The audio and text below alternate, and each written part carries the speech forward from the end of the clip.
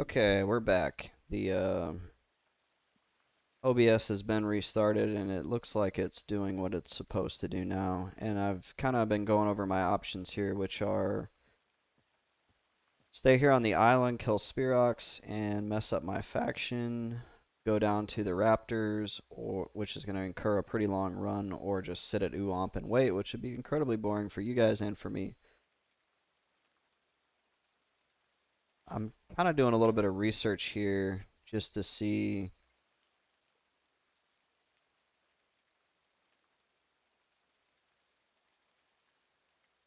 what happens if you kill Spirox.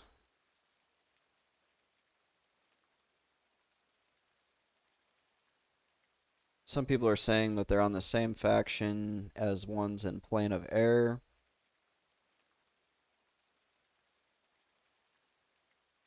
And other people are saying, no, you don't have to worry about that.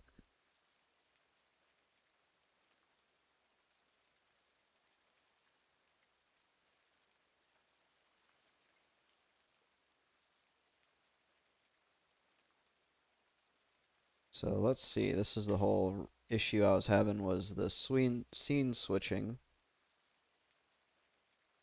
Now we can bring it over to the wiki.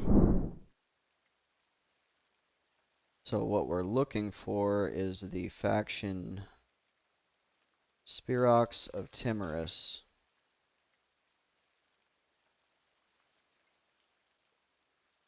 They are not related to the Plane of Sky Spirocs.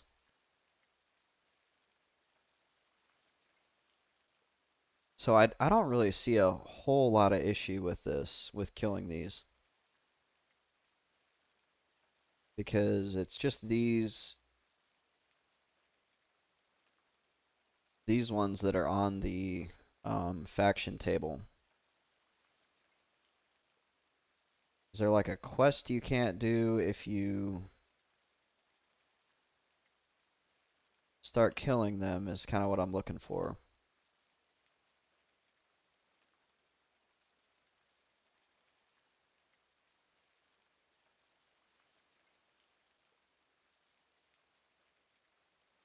So I don't really see much to indicate that like this is going to be a long-term issue, but it is like it's a permanent decision, so that's kind of that's like the dilemma that I'm having.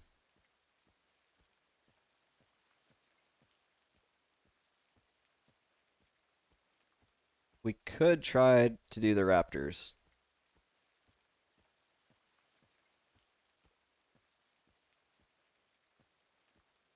But before we go, let's just see if that guy's still there, just in case. Maybe he left.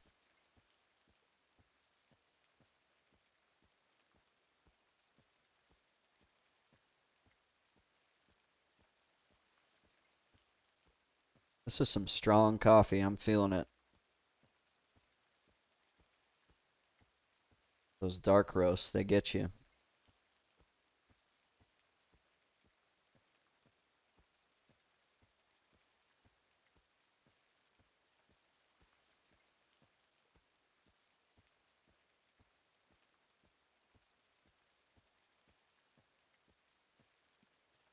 We should do Shadow Sight.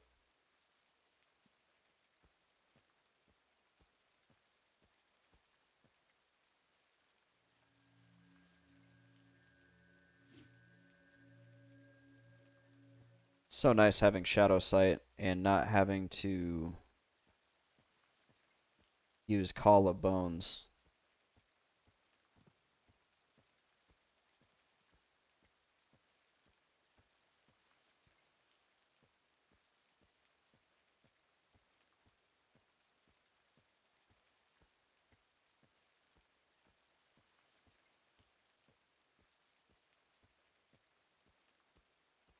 We'll check over here and just see if that guy left or not.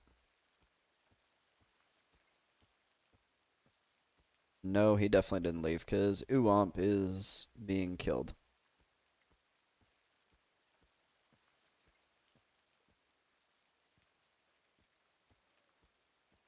Alright, let's try swimming.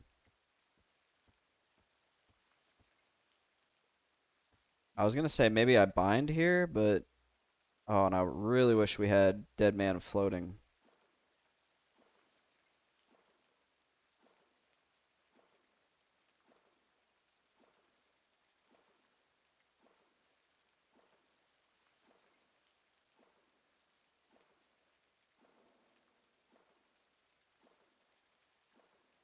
So we swim directly south.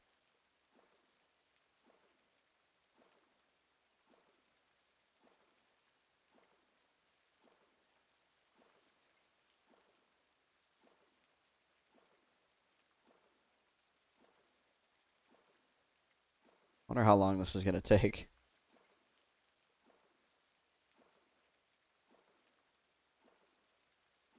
Oh, you can't bind in Timorous Deep anymore.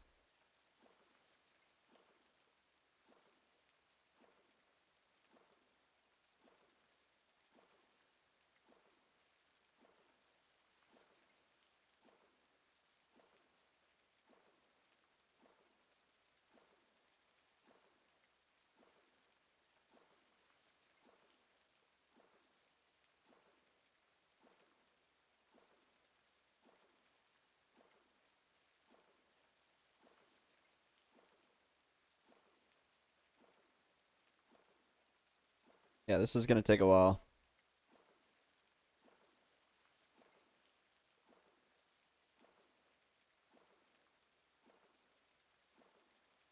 I don't see anything on the wiki that said like there's sharks, so hopefully swimming is safe. And then the benefit is we're getting swimming skills, so that's cool.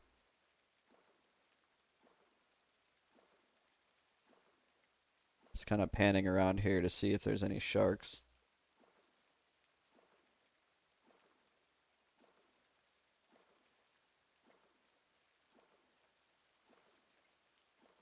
I don't know if we're gonna be able to kill these raptors.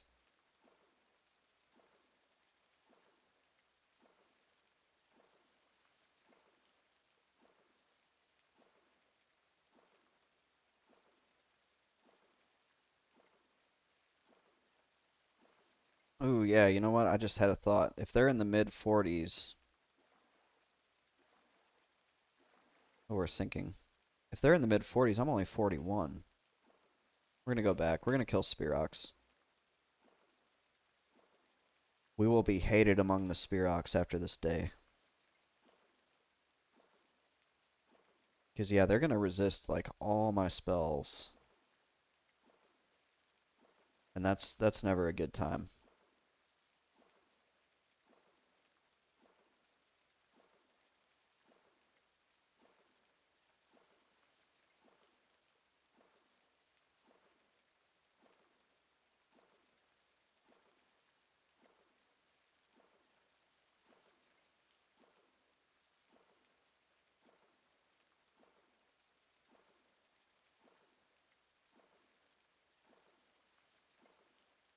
Move that down here a little bit.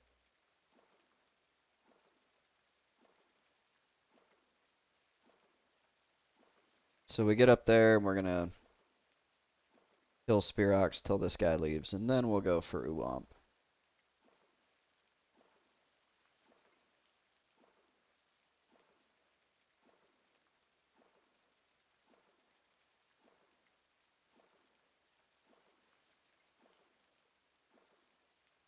Yeah, I don't want to swim all the way down there and then be like, oh, that was a waste of time.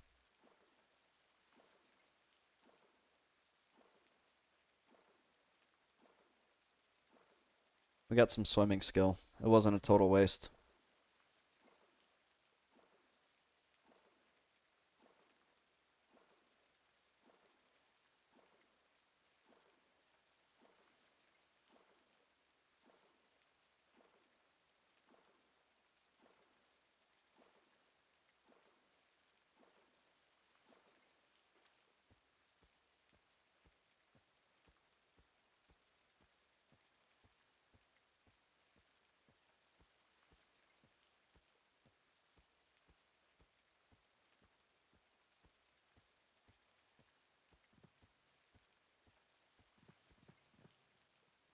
I don't think it's going to be an issue that the Spirox hate us.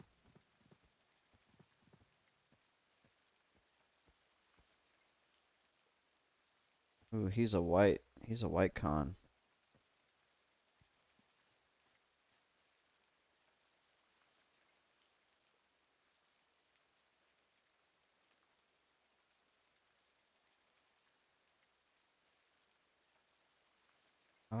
Let's see.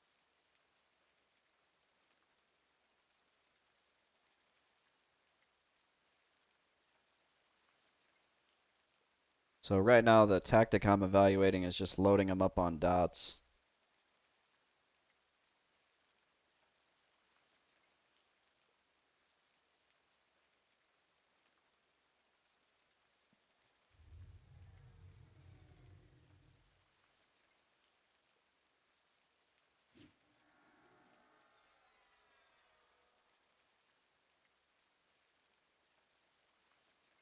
Oh, my shielding's wearing off.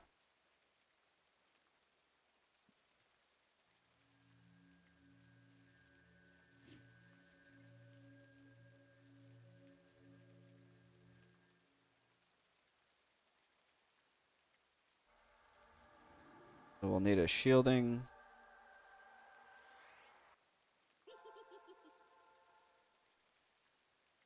Let's see. I've got Dooming Darkness, Venom of the Snake.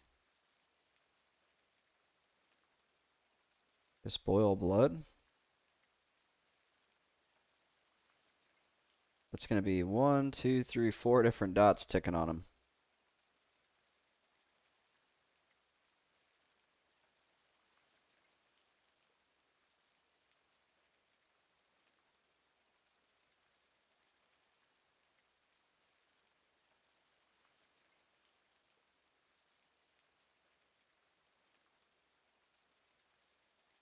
So just a little bit more mana, and then we'll go find us a Spiroc kill.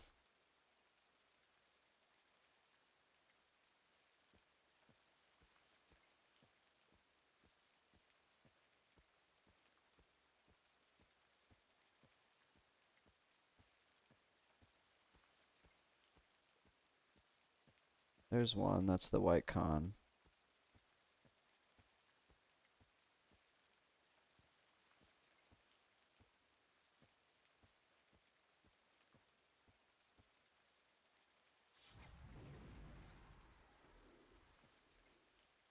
There we go. I want to make sure I was getting the one directly in front of me.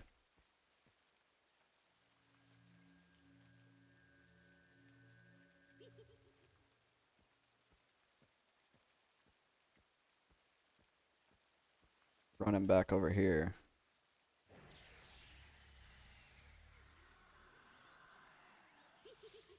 Ooh, he resisted.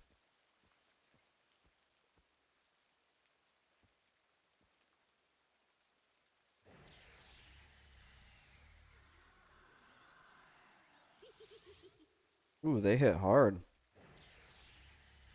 My pet's already, like, getting beat up. Where's my fear? Get back, pet. This might be a lower level pet.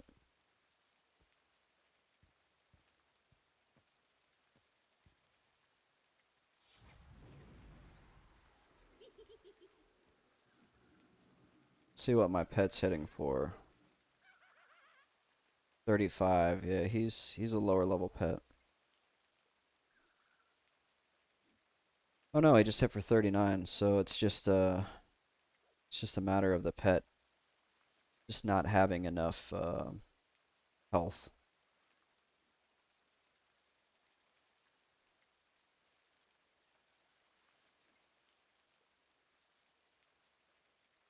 Uh-oh.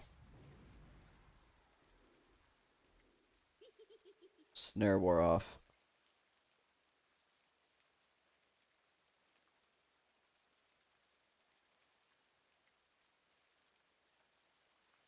We are now KOS with Spirocs.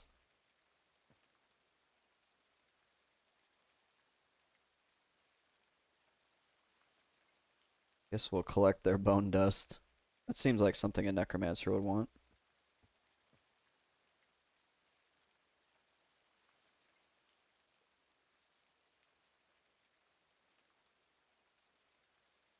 And it beats twiddling my thumbs and waiting for that guy to leave, so.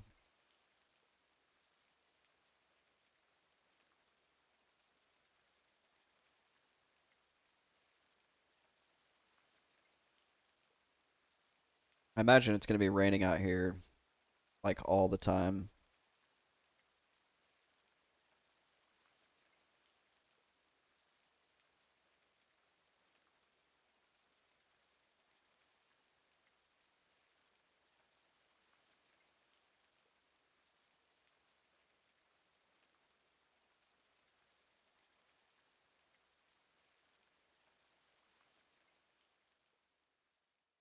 And as I say that, it stops raining.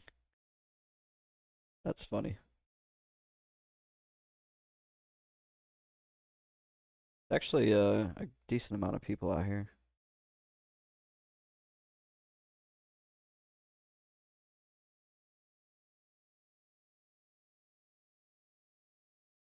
That guy's a white con. I wonder if we can handle him.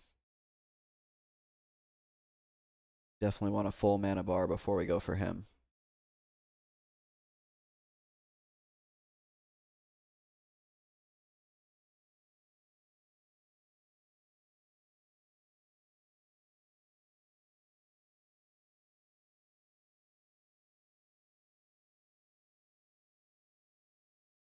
The good news is with this Call of Bones, your mana comes back really fast. And I like how this game does that. They give the classes that really need the mana those added abilities, whether it's what is this? Unwoke. Oh, really, dude? Ah, he's out here quad kiting. Hopefully we can still get some stuff.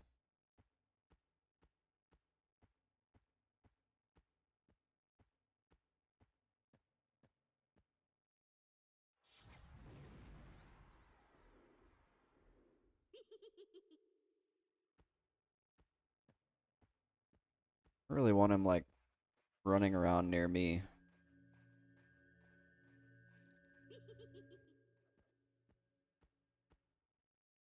I don't want him running that quad into me. Oh goodness. Pet's getting beat up. Oh, he resisted the fear. Run, Pet.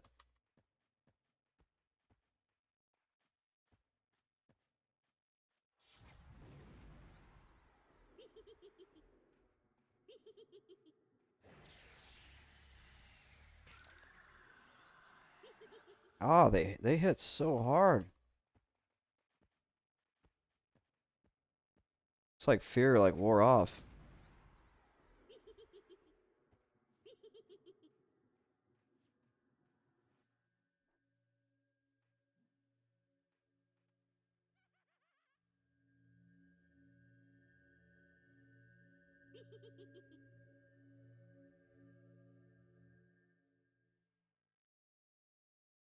And of course, they always go to the water.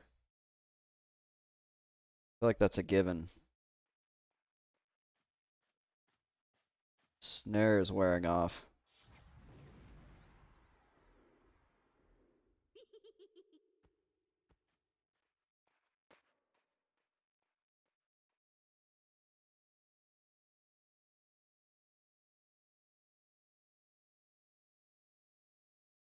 The good thing is too is these pets, the level 39 pets, they have a really high health regen.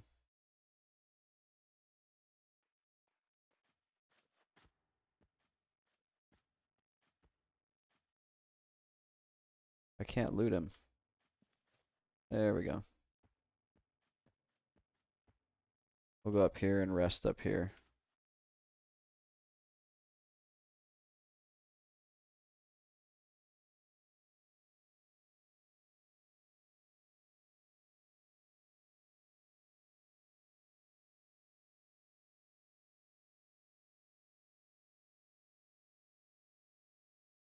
Decent experience though. I think I've gotten 2% per kill.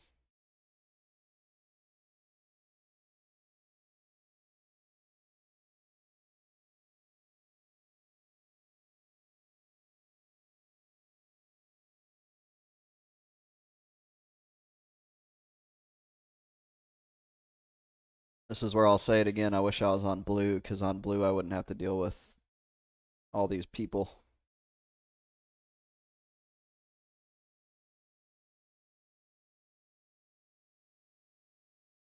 But I shouldn't complain about playing an MMO and seeing people. That's kind of against the spirit of it. But feel free to roast me in the comments if you want to. Ooh, that's pretty.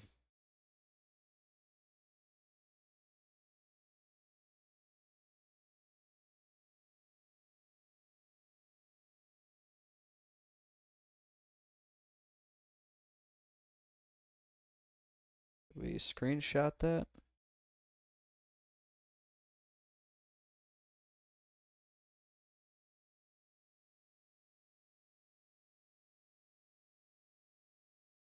I don't remember what my screenshot key is.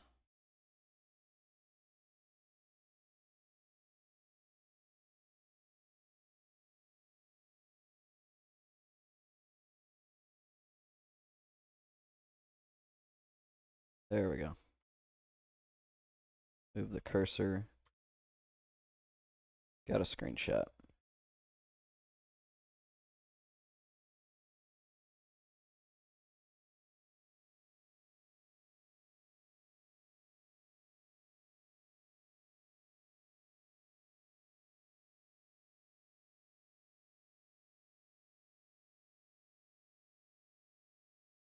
Yeah, these guys hit like trucks. That dude hit me for 100. Right there, 100 and then 86.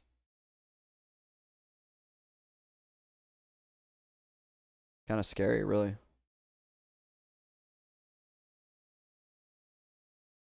Like if they resist multiple fears, is that gonna be a thing? Is that gonna be an issue?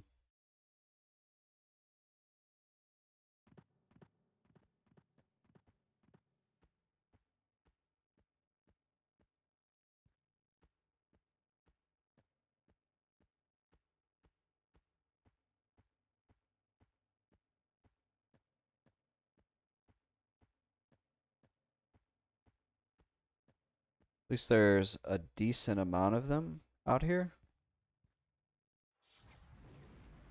Where did he just go? Oh my gosh.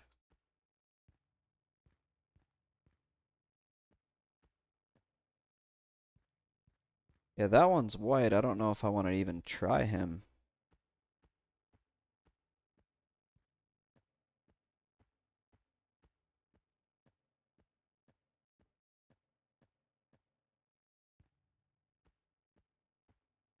There was one out here that was blue and then he just disappeared.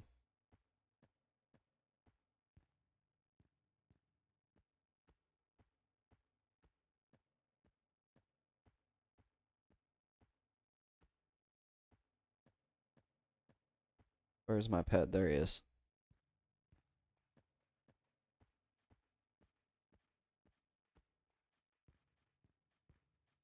Yeah, and then these two guys, I'm not. Are they leaving? Or no, it's just a one guy and a pet. He's got his pet werewolf.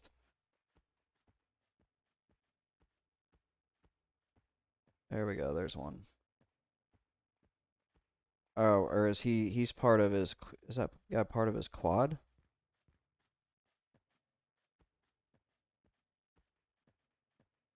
This is awesome. All of us out here trying to get spawns.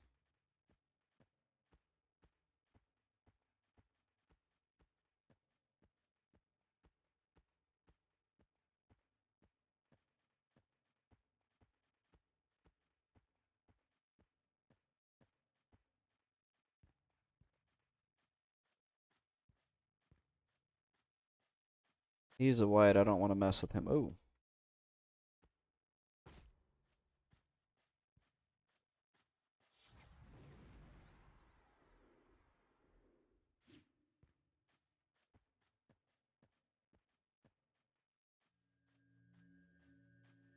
Oh, don't let him touch me. Oof.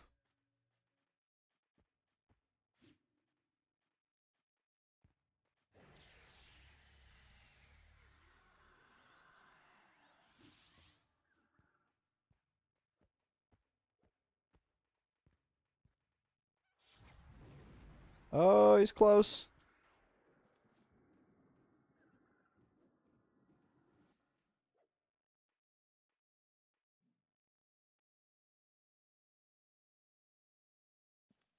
Try to get Collarbones back up on me here. There we go.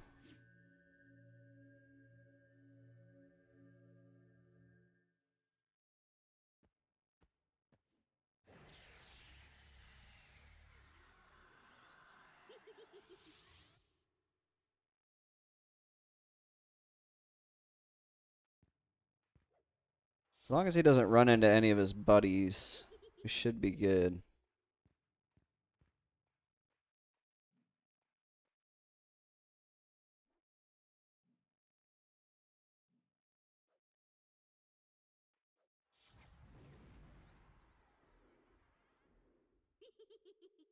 He resisted the snare.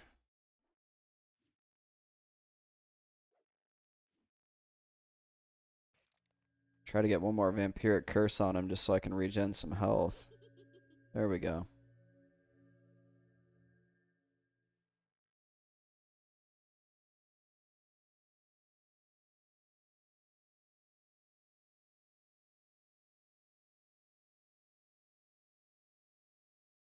Kind of watching this druid. It looks like he's got one rooted, which makes me wonder what's going on.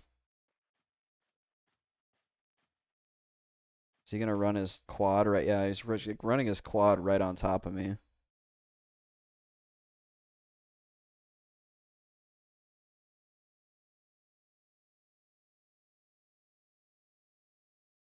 Oh, I'm still dubious. I thought it was a one-time thing.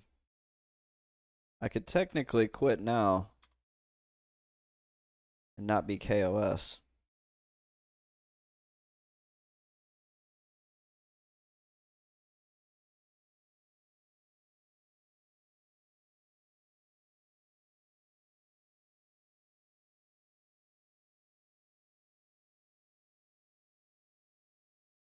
It's just such a long boat ride. I would say, hey, I just head out and go somewhere else to level, but it's such a long boat ride to get out here. I don't want to leave.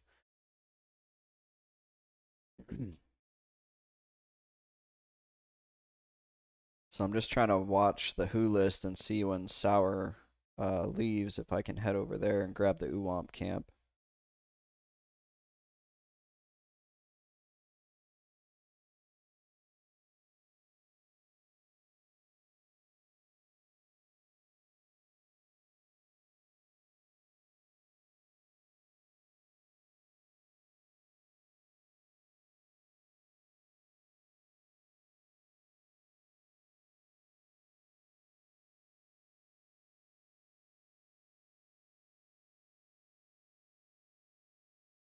Well, we can at least get some experience then, just killing Spirocs.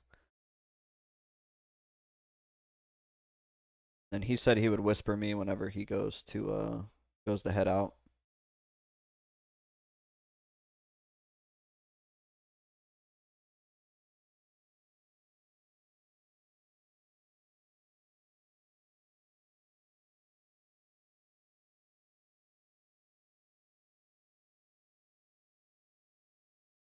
Who knows? Maybe we'll get some words for the 44 stuff. Although luckily we can buy our level 44 pet.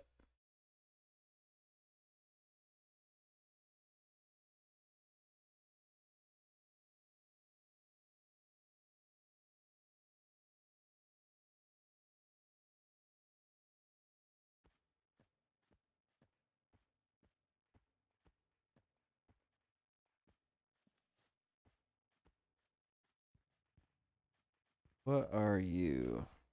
It's a white con. We're not going to mess with him. We'll grab this guy.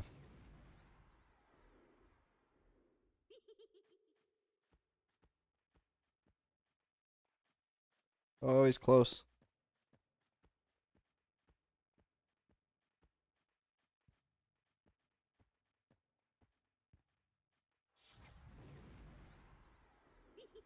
Oh, he resisted.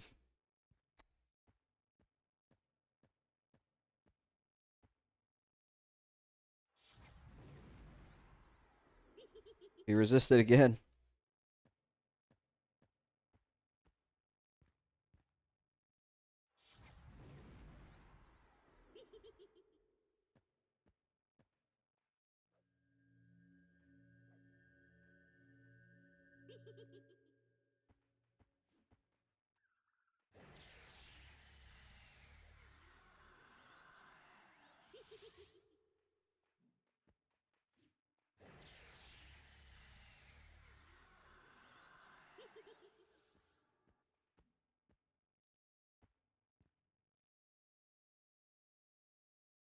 Need to get some mana back here.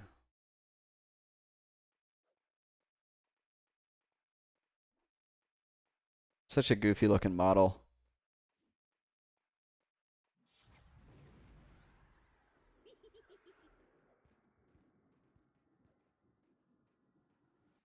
I will say having all this extra int from all the gear that I farmed has helped a lot.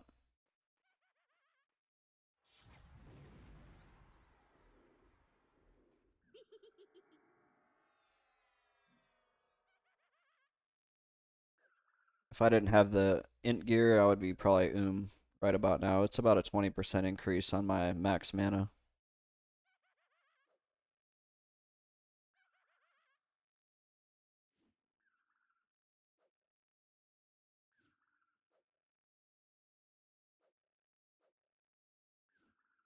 Yeah. Okay. Sounds good.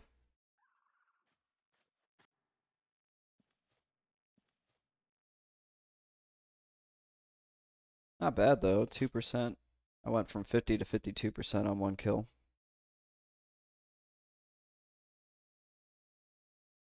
I like static camps where you don't have to run around and look for stuff because I'm lazy.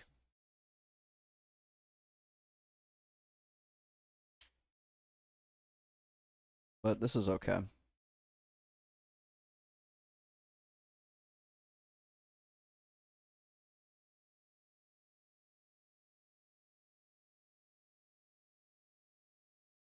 The thing I don't like is it keeps spawning white cons, and I don't know if that group down there is killing those.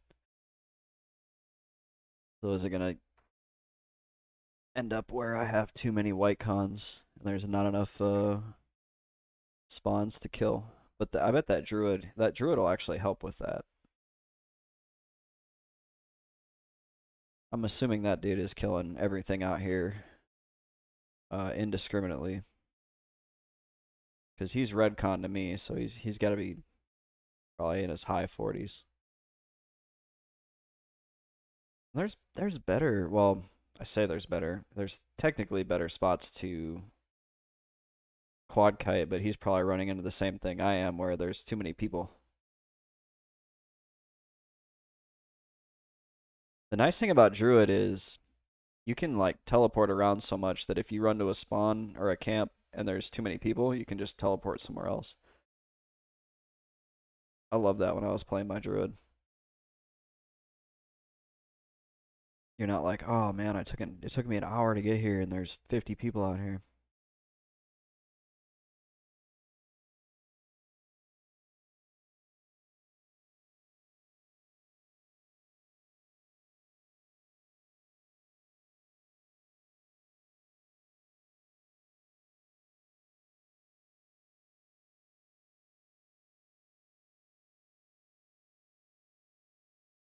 But we are gonna have to med up to like 100% before we kill anything with all the resists and how much mana we're having to expend per kill.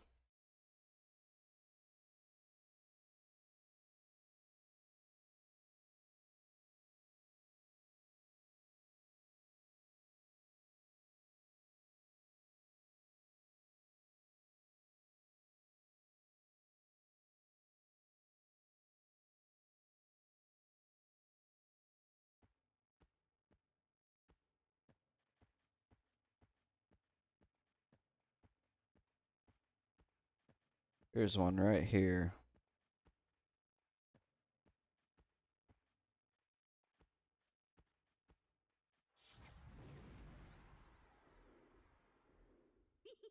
Uh-oh, he resisted.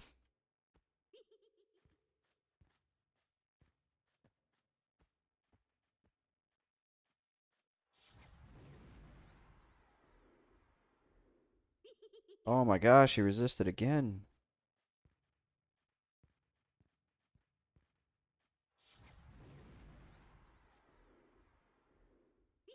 He resisted again. These things must have, you know, everything in Kunark seems to have just like stupidly high MR. Okay, that's just awesome. Jeez. 4 resists in a row. Let me see if I can feint him off.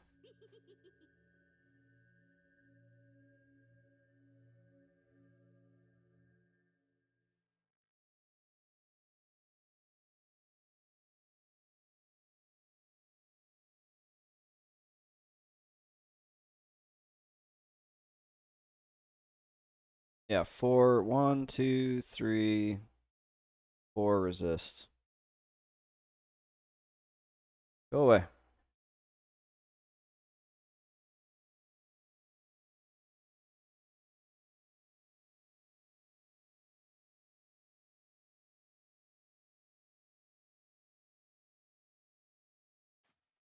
Oh my gosh. He did not Membler.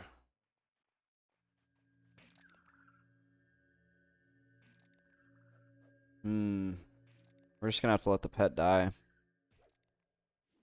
I don't have the mana to,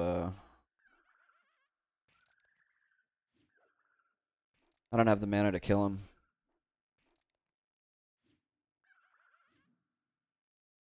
That sucks because he's a max level pet.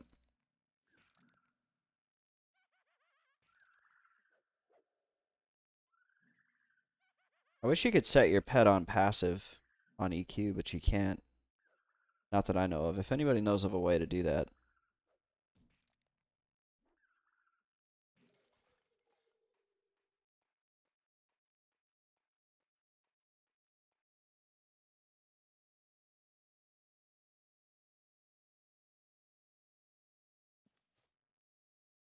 Ah, jeez.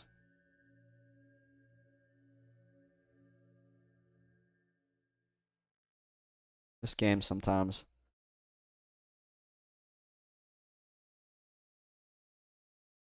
Pet stop on live, but not on P1999. What's up, Drill Song? Haven't seen you in the stream in a while.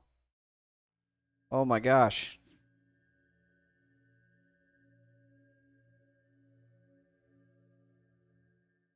He is not wanting to give up.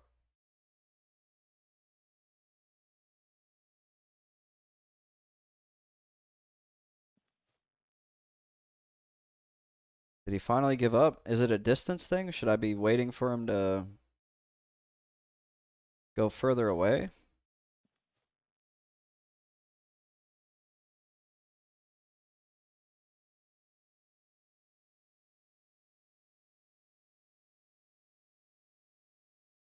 We're kind of in a spot because I came out here to camp Oowomp. I would not be just ordinarily leveling out here. We came out here to camp Oowomp, and there was somebody just got here, so we're waiting for him to leave. I'm just trying to do something with my time until then.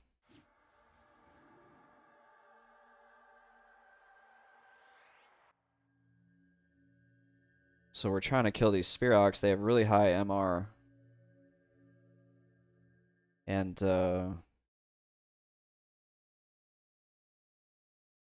that last one resisted four in a row snares on him. So I was like, this is a loss. So then I go to feint him off, and he doesn't want to give up.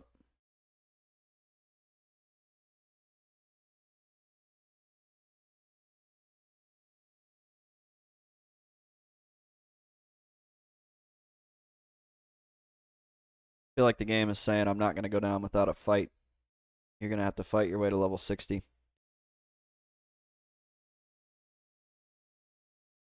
And if it wasn't such a long boat ride to get out here, I would just gate back to Cabalus and go do something else.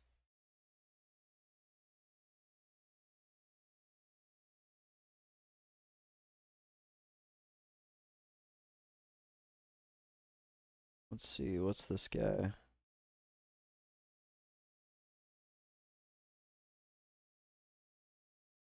I love TD, but it always sucks getting there. Yeah, it's like took me like 30 minutes to get out here, so I was like, well, I'll just stay out here and try to do something, but I'm glad I didn't go down to raptors. I was initially it started swimming down to raptors, and then I was like, wait a minute, those are up to level 45. There's no chance I'm gonna kill those.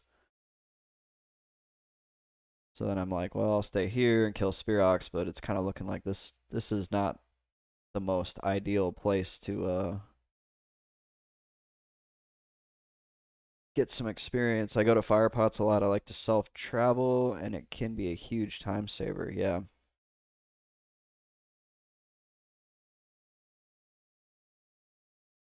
Isn't there like a? I've only been to fire pot room once. Isn't there like a dragon that paths around in there? Let's see. They're still not KOS to me. I thought they were KOS. I didn't know one path down the beach, so that's good to see.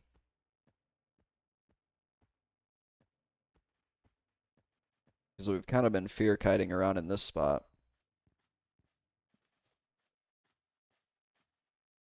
Faded are the raid dragon spawns and patrols, yeah. I know people will bind themselves in fire pots and then never change their bind because of the way that at some point they restrict binding in TD. So they'll bind at fire pots and then they'll just keep it.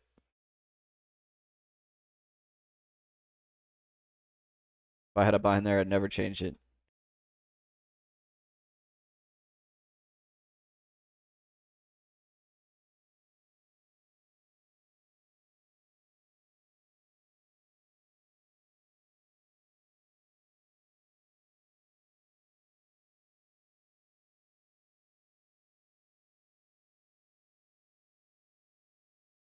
Yeah, it's looking like it's gonna be kind of a struggle bus here until Oowomp opens up.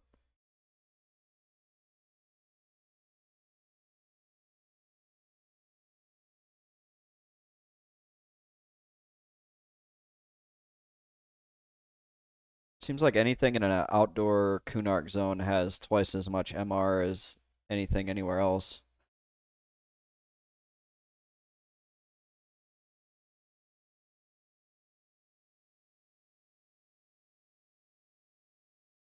I remember trying to do something similar in FV, and it was just painful, like how much resisting I was getting.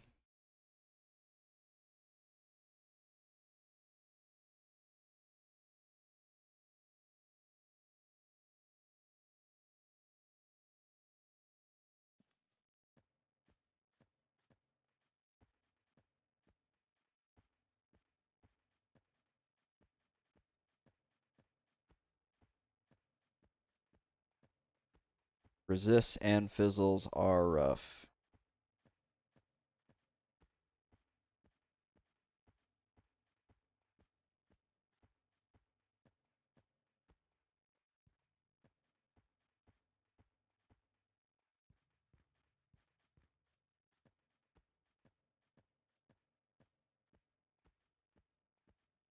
Okay, let's try this again.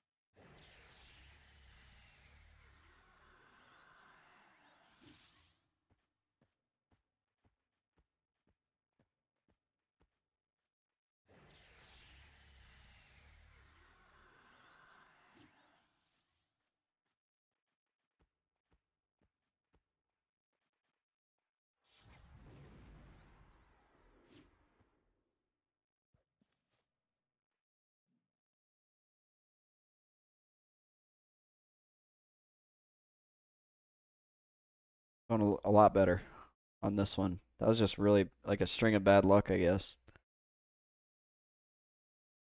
I feel like they way overdid it on the RNG on this game. Like the amount of resist, the having to summon multiple pets.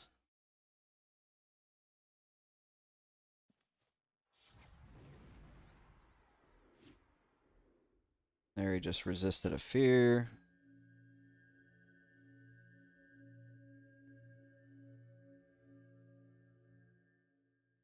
Yeah, the random pet levels is probably the worst.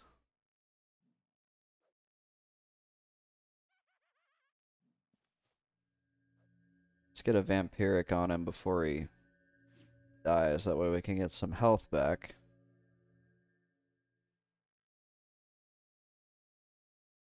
I don't think this pet is max level.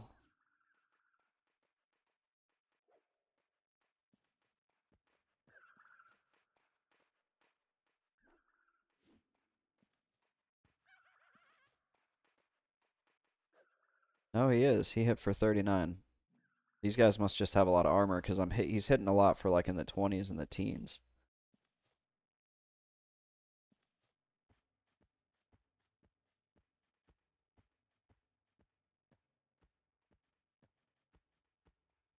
It's decent experience though.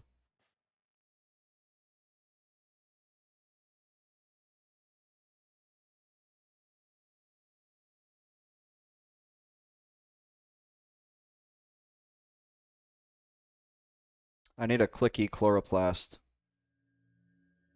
Wouldn't that be nice?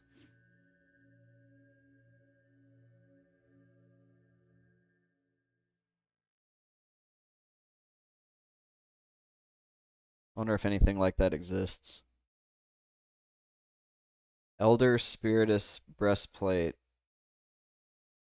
It's a druid only. Drops off Trachanon or a Skull Engraved coin with one charge is a ground spawn. Oh, that'd be kind of cool to find. Oh, but it's no rent. So you find it and that's it. Pre-nerf fungi staff, yeah. That's why those items are worth so much, right? Because what else out there has that kind of stuff? All the health regen items.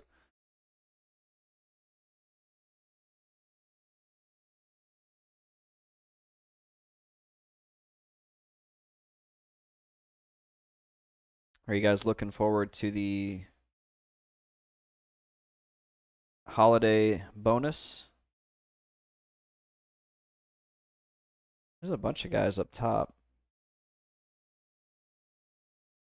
Good luck getting up there.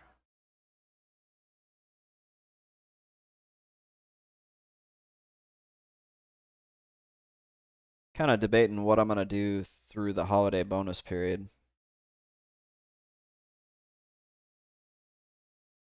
Didn't know there was one. Never hear about that stuff.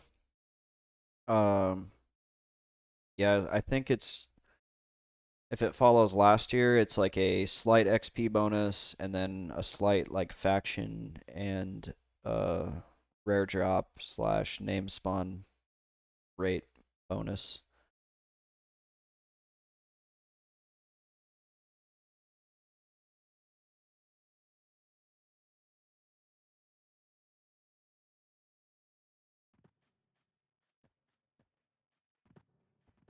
Let's see, there was one down here. Did anybody grab him? I guess that's a yes.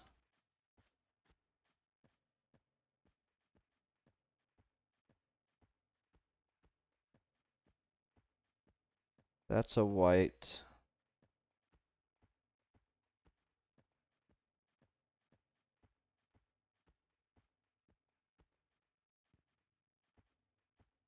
I think they'll just, if I grab him, he's just going to come straight off that ledge.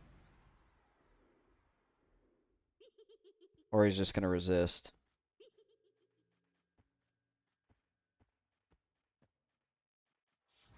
Oh gosh, he's like so close. Oh my gosh. Get him off me, pet. Oh my goodness. He almost killed me. 277 backstab? Oh my goodness. Okay, we gotta remember that. Oh, wow. I'm like really close to him. If that fear breaks, I'm in trouble. Okay, there we go. If that fear breaks early, we're gonna be in trouble. If he resists too many spells, we're gonna be in trouble. Oof. Rude bird, yeah.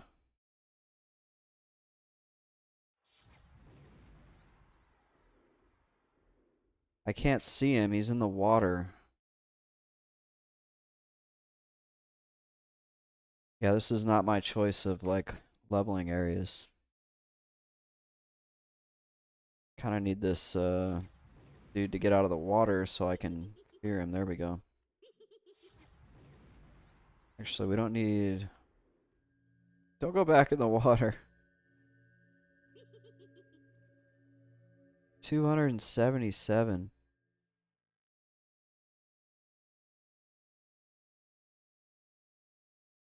I can't snare him because now he's down in the water.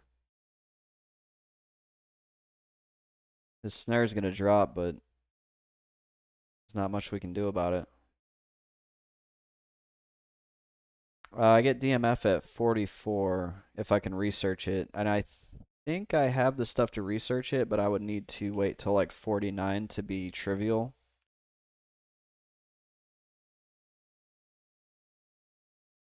My goodness.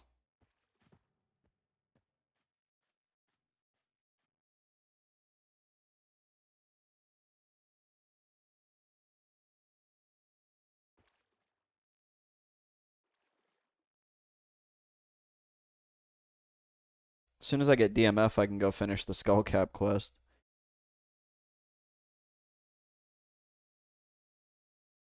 I think I have 2 Skullcap quests I'm waiting to turn in.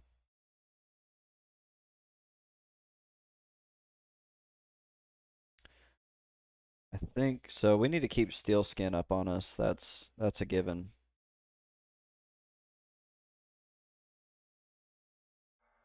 I don't want a repeat of that. I don't want to get backstabbed for 277.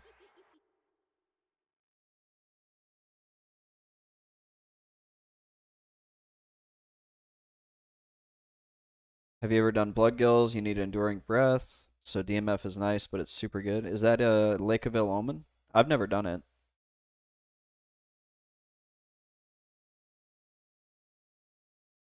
I don't expect I'll get DMF till 49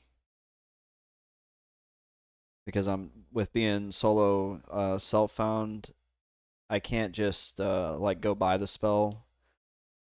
And when I go to research it, if I only have one set of research components for the spell, I won't attempt it until I have either multiple sets or it's trivial, which you can't train to a trivial level until 5 levels higher.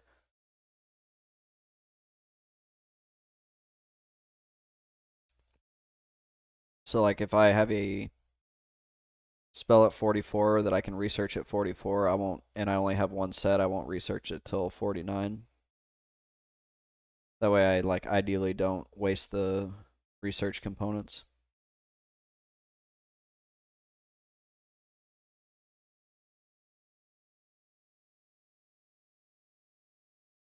Yeah, they're in the lake. There's a dungeon, or they added a dungeon later, right?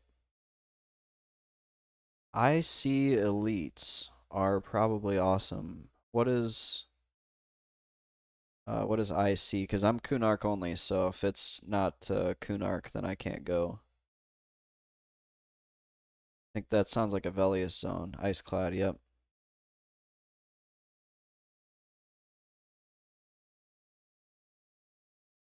Yeah, there's all kinds of good spots that I would like to go to, I guess, if I wasn't doing this.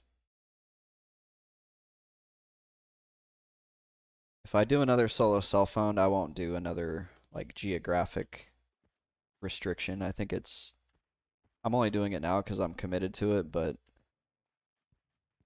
there's so much more cool stuff to go do whenever you don't restrict yourself. Although it does add it like it kind of adds to some of the fun because Otis only. I wonder. Oh, that's actually an interesting one. I wonder if that's like viable. You have the hole to get you to 60, but what about getting to like past 30? The Warrens will get you so far. Wonder if I'd be like killing guards.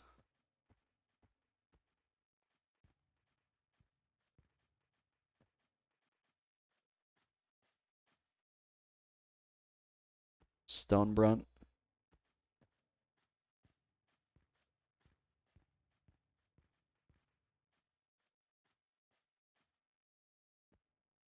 Hey, Neo guards are good, and I think you can experience on them to mid 40s.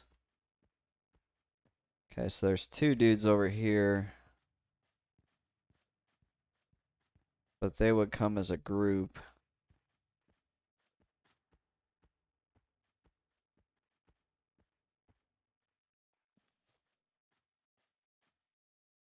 We'll look at that. I'm gonna look at that on the wiki here in a minute.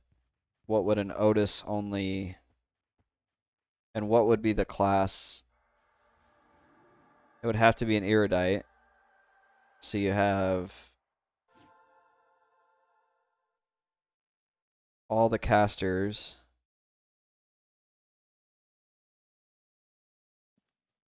You have Shadow Knight and Paladin. An Otis only Shadow Knight. What does that look like?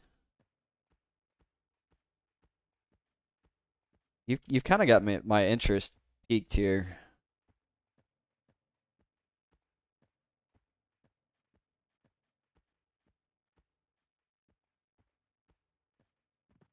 I'm like pretty close to gating out because I just don't like killing those Spirocs. Let's see what else is on this island just for the hell of it. And then we'll flip over to the wiki and look at Otis only.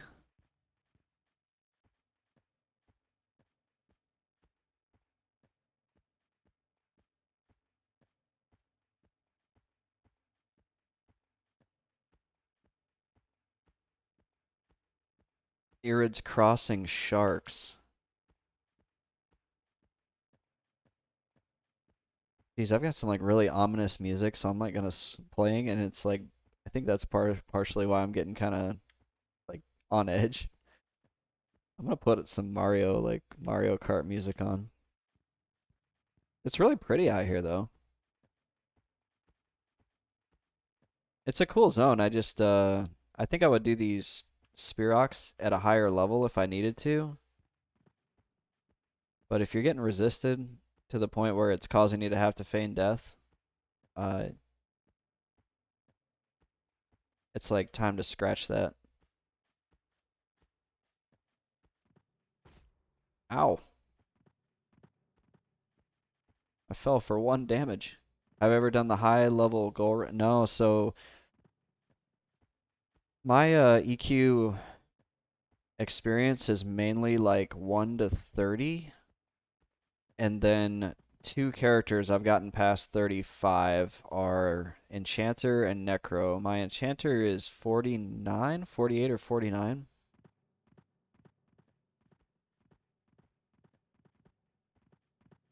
They're on a different island in TD. And I mean, I guess I could like flip over to my Enchanter and go do something else while I wait for the Oowomp to open up. But I feel like anytime I spend playing another character, I'm losing time like getting this guy finished to work on a new project.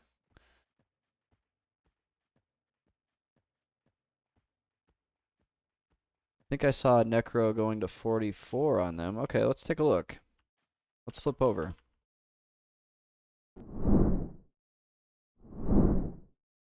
So I'm back in the wiki. Timorous deep. Hit the level tab here and sort. So the Golras are 34 to 35. That's actually in a level 40 Halara. Not overly resistant. Ooh, I like you, Drosong. Where are the Golra? Yeah, Golra?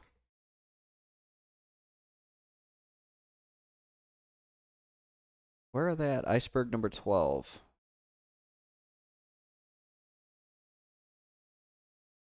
So we're here. There's 10, 11. 3, 4. Oh, wow, they're way down there. I mean, it beats staying here and getting wrecked by...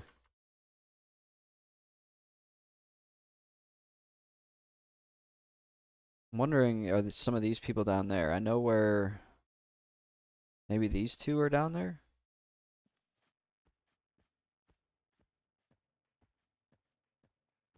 I wish I could set my bind to here so whenever Oowomp opened up, I could just... I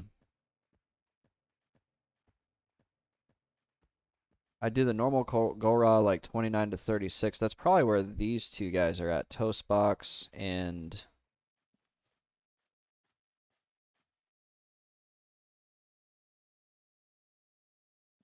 the 28 Monk. Because I have not seen them. Everybody else I know where they're at. Dirt Naps, I know where he's at. Neonac and Unwoke and Breaking is Bad are up here with me. And then Sour is right here at the Oowomp.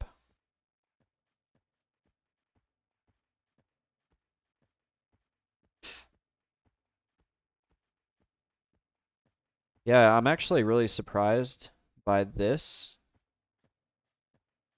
Wonder why he's feigned.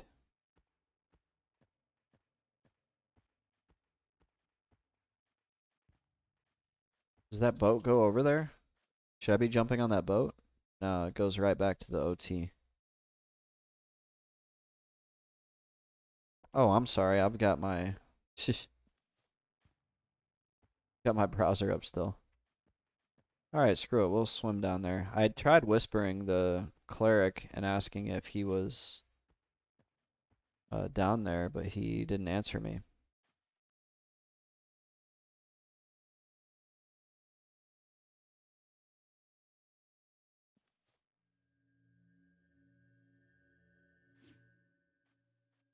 Yeah, I like camps that you can just kind of chill at.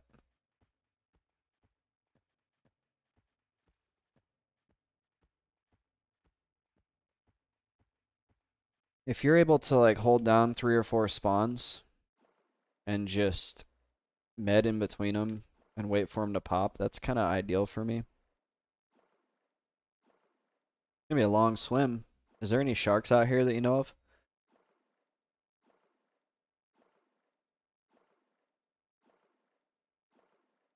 Yeah, people call them dad camps. Yeah, Oowomp is a dad camp. Uh, that guy out in Swamp of No Hope is a dad camp. I forget. It's like there's an XR. Streamers, fish, drop scales if you need an enduring breath. Wonder how long it's gonna take to get down there.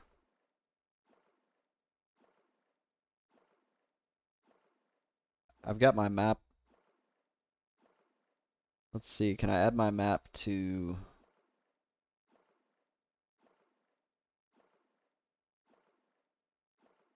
There it is. There's my NParse map.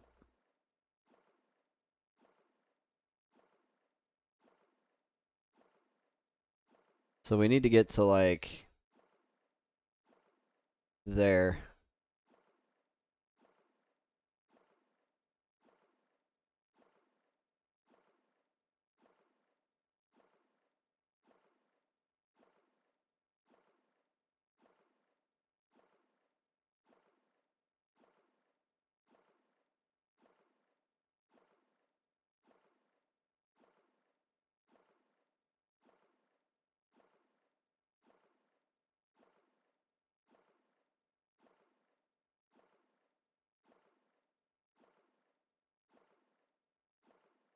The north side of the island has a weird lipping. You cannot swim up to it, so you have to go to the east or west sides for a spot to swim up. Good info. Thank you.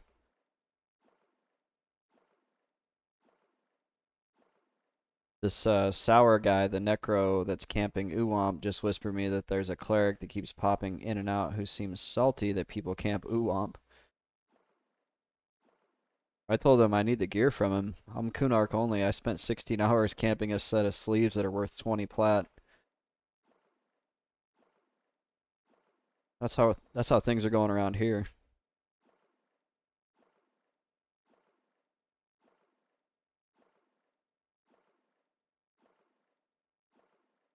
We're making it. It's gonna take like 5 or 6 minutes probably. What's on this island that I'm coming up on?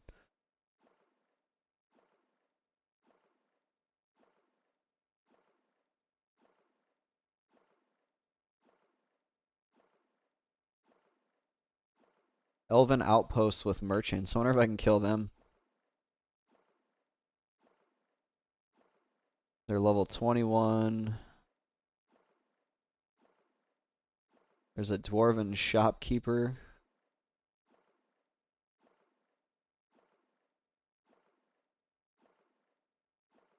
There's elven rangers and scouts on this island that are like 15 to 20. Then there's some shopkeepers down there. That might be kind of funny. Does the Mad Cleric know there's another ogre in West Karana who drops the same stuff plus a chance at better next? I don't know. I whispered him and asked him if he was at the Golra.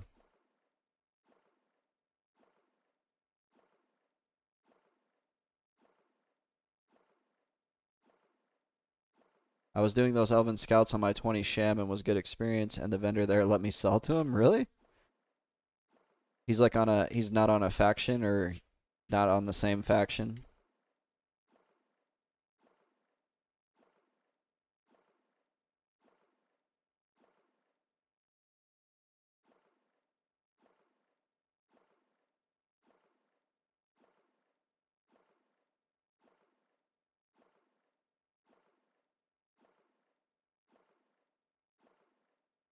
Just a indifferent guy. He doesn't care what's going on his island. He just wants to make a little bit of money.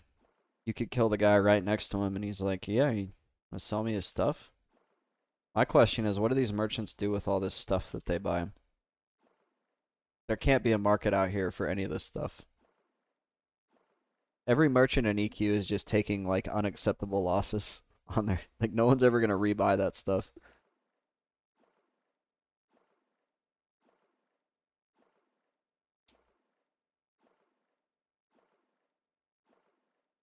That's got me curious. What is Bitcoin's price right now? I don't know why I'm thinking about economies. Oh my gosh, yeah, I should have. I was gonna buy in again like 2 or 3 weeks ago, and it's like way too late now. Well, I say way too late. Who knows? You never know if it's too late, right? For all I know, it goes up another 50%. The Golra drop ice chips that can be used for root beer floats. What does a root beer float do? Does it give you levitate?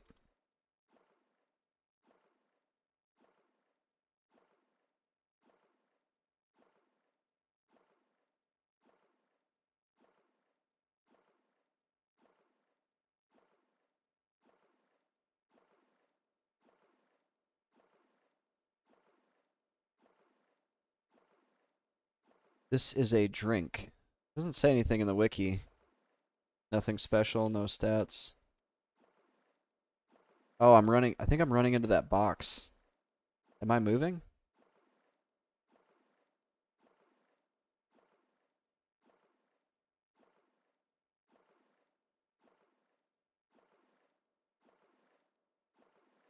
I think I'm swimming against something.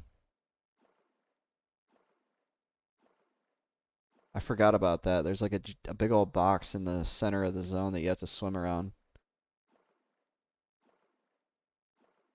Oh, he's.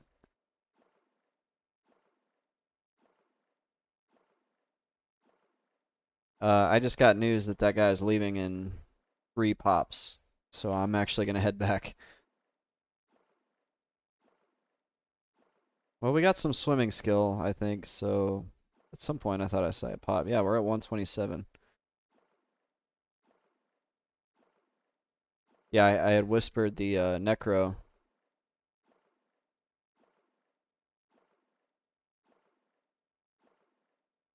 and said, hey, if you could let me know about 15 to 20 minutes out, that would be preferable. And he just told me right now he's leaving in 15 to 20 minutes. So I will just head back there. And apparently this cleric is like complaining to this guy a lot, which I don't really. I don't see him. He's not here anymore. Unless he's got like another character parked there.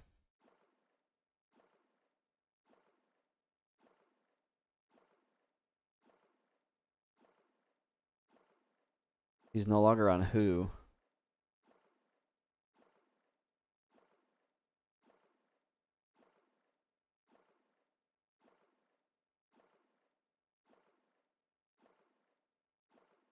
Well, at least I got a little bit of experience killing Spirocs. As scary as it was.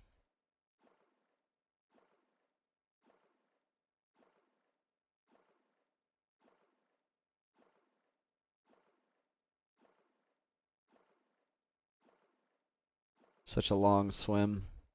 We weren't even halfway there.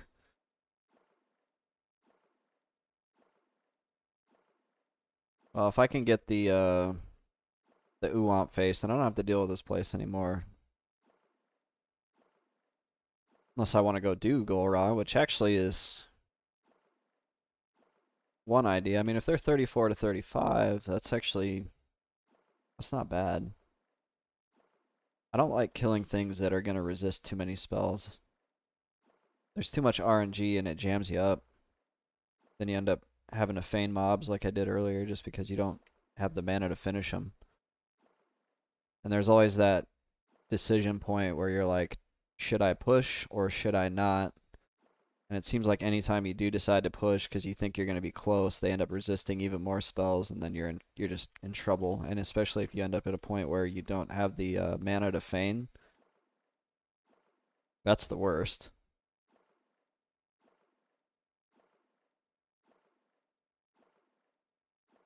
Which feign is only 60 mana, so it was an issue really. Like that was an issue more when I was lower level. I feel like I can scrape together 60 mana now, but yeah, in my 20s, whenever I was like grinding on things, and I'd be like, "Oh man, am I gonna run out of mana before I kill this thing?" Nah, I'll be fine. And then you go to feign and you're clicking it, and it's like insufficient mana, and you're like, "No."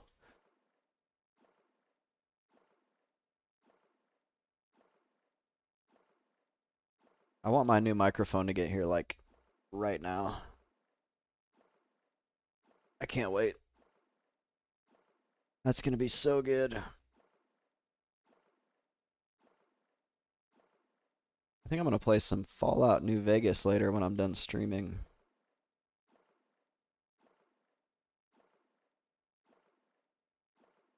I should put it on my good laptop so I can mod it up and make it look good. I've got it on like my old cheeser laptop that runs like a toaster.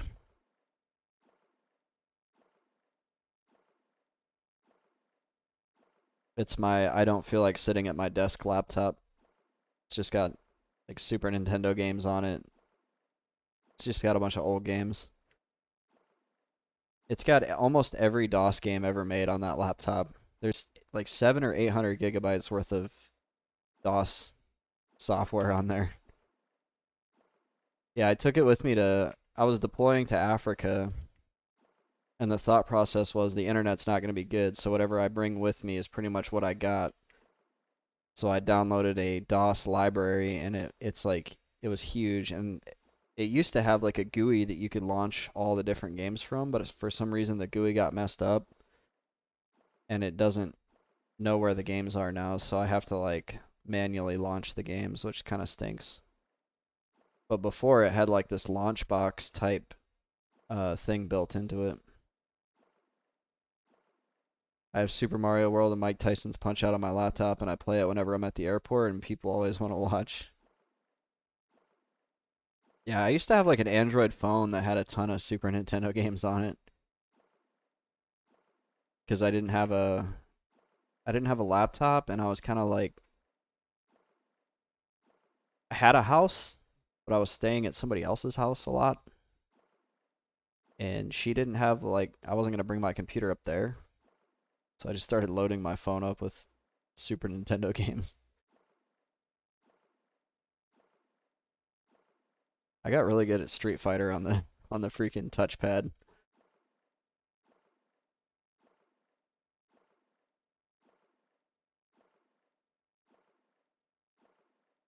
Okay, we're back at the Oowomp, and this guy is gonna give us the camp here in about 15 minutes. I'm gonna get parked up here so that we can not worry about somebody lawyer questing us.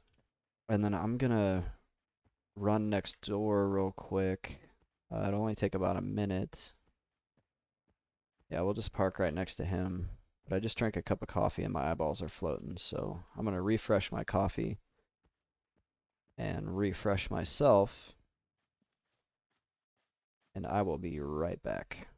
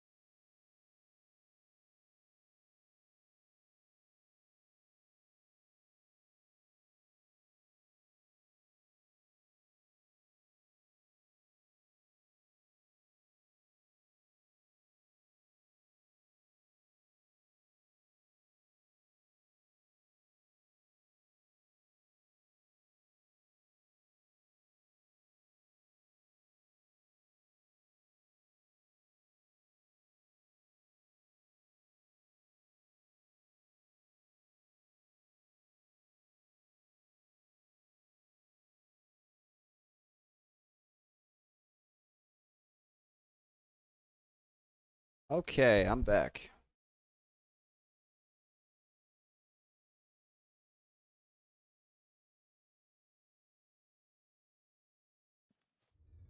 My friend Sour here was just asking what we were here after. He said he has got one more spawn in him and then he is going to head out.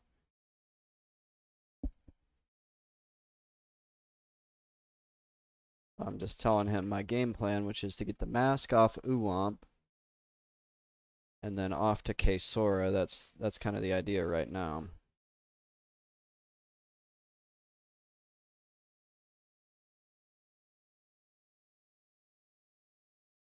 Do I have good earrings? Yeah, I've got the bat skulls. We can kill that off. We don't need the map anymore. Yeah, so I messed up. I actually camped this guy already once. I got the earrings and the headband, and I didn't realize that the mask was a face item. I thought it was another helmet, and it has similar stats to this headband. So my thought was I don't need to stay here and camp the mask.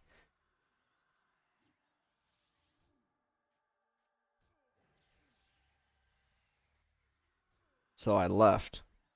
Otherwise, I'd be all done with Oowomp. But it looks like things are shaping up because this guy's leaving after he kills Oowomp.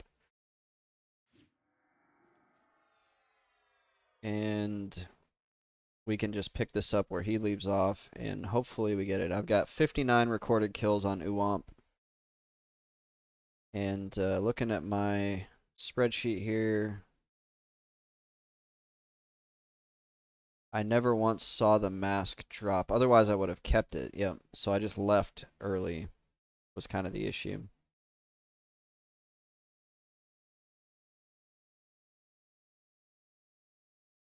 I have seen the chipped bone collar drop. I think the mask is the last drop, last of his like good drops that I haven't seen.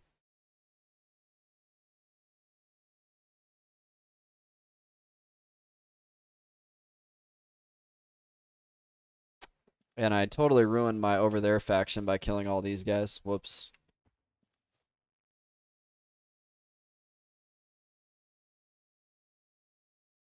I don't think I really need it though.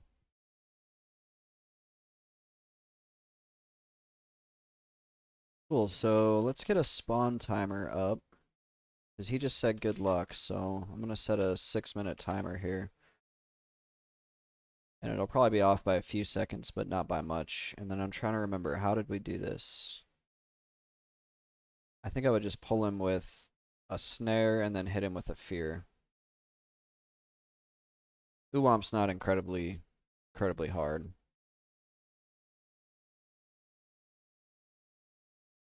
I think I made a few hundred plat out here, if I remember right, just killing these ogres.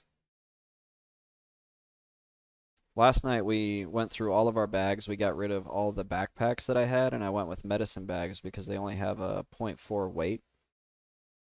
And then I bought a bunch of these Book of Dark bindings for my bank. And then I alphabetized all my words. And I have probably 40 different necromancer words in my bank right now. So, if anybody needs necromancer research spells up to about level 39, just let me know and I can most likely research them for you. I'm okay giving stuff away, I just can't accept anything in return. So if you have somebody that needs a monk weapon, like I think I have 3 or 4 bamboo bow sticks. I should make a little list. Next time I'm at my oh my gosh. Next time I'm at my bank. Next time I'm That was what I was saying.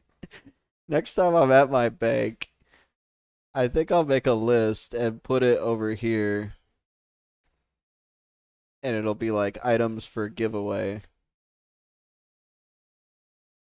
Oops, I forgot to put my chat block back on. I like to keep my chat blocked so somebody can't whisper me something bad and it gets shown on my stream. Because I'm responsible as a Twitch affiliate to moderate what goes on here, so.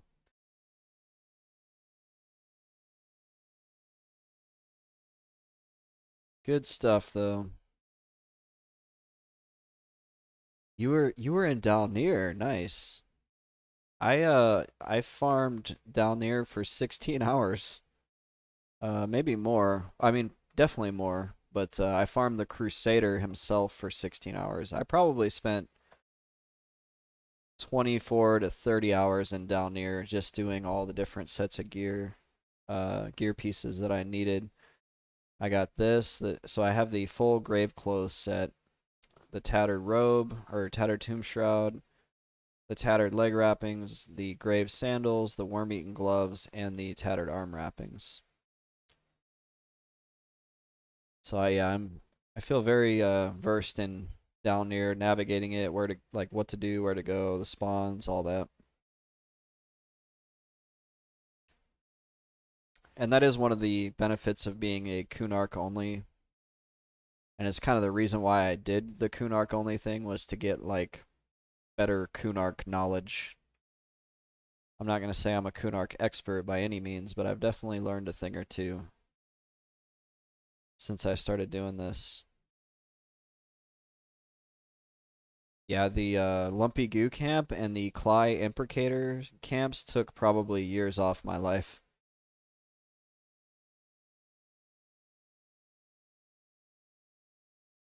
The Imprecator on the second floor was very difficult to get into. And I went an entire hell level in there. I went from 40 to 41 on the Spectral Crusader and the Lumpy Goos. I do not have the dagger. I need to do the Imprecator in the church. And the church has way too many spawns. And I'm still trying to figure out how to tackle that. So my plan right now is to go back at 44 when I have the level 44 pet. And hopefully I can get that room down. Yeah, that room does suck. I have two different strategies that I'm looking at right now. One is just do it the brute force way of like just smashing my way in there and hoping my pet, I can kill as many of those Sarnax as I can and just get in there. Or I could invis to the altar part of that church, the front, like the very far back of that room, and just tap tank and kill the 3 spawns up there, hopefully. So I think either way at 44, that's the right time to try either of those. But those mobs run, so it's kind of scary either way. Like I'll have to keep them rooted or snared or whatever, because if they run into the rest of them, there's 6 spawns, I think, 5 or 6 spawns out in the congregation, I guess you could call it, and then 3 spawns up on the altar.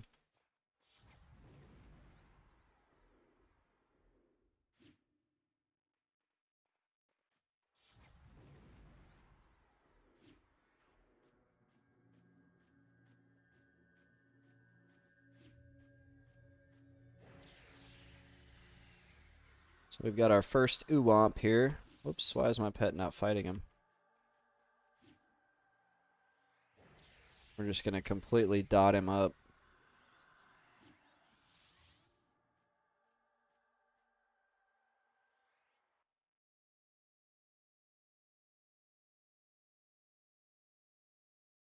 I think this guy is level 35, so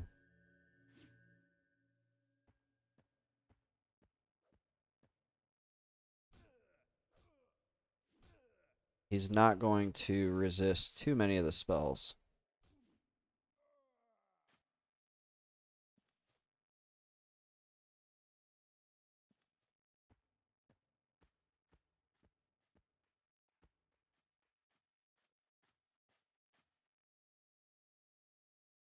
Easy peasy. And he gave me like 2% experience. Not bad.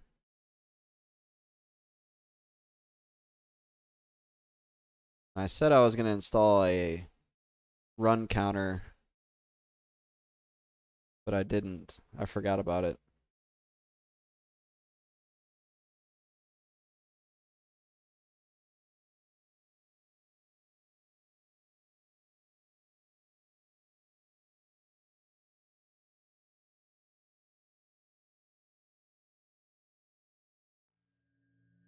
Yeah, I came here over the like the holiday weekend, Thanksgiving weekend, and I think I got an entire level or 2 off of just Oowomp because it was double experience, so I was getting like 2% of a level per kill. It's actually a pretty good camp even for just getting experience. Just because he's so easy. As long as you keep him feared. If you let him run wild, he does do some damage. He's got some good nukes.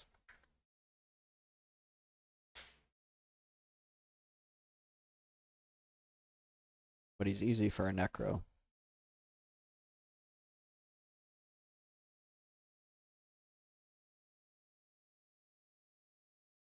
Yeah, his dots are nasty. Yeah, imagine if you're like a melee, he would not be as easy.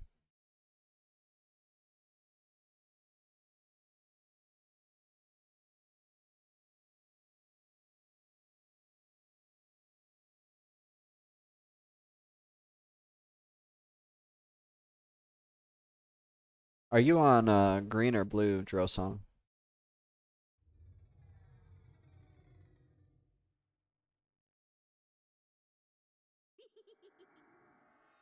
And you're a Necro as well? I think you said something earlier. Or a Shaman.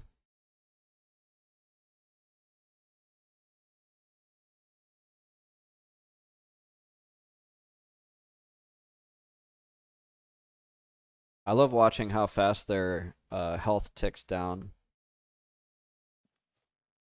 when you have all the dots on them. 55 Paladin, 52 Druid, 51 Bard, 40 Rogue. Nice.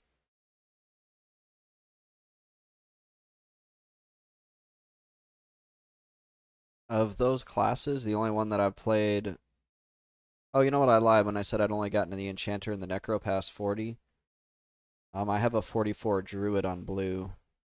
I use him for recording YouTube footage. He's perfect for that.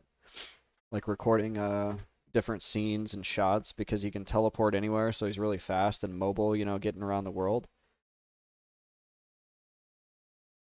I think he was 43 when I first started streaming again, and I was like, I'm gonna get him to 44 so he has all the ports. And yeah, I've like run across Kunark and I have like a 4-hour video of just Kunark footage with like no UI on and me just stopping and looking at different things. So if I'm making YouTube videos, I can just clip it out of that. That's like where I got this picture here. That's over the chat box here.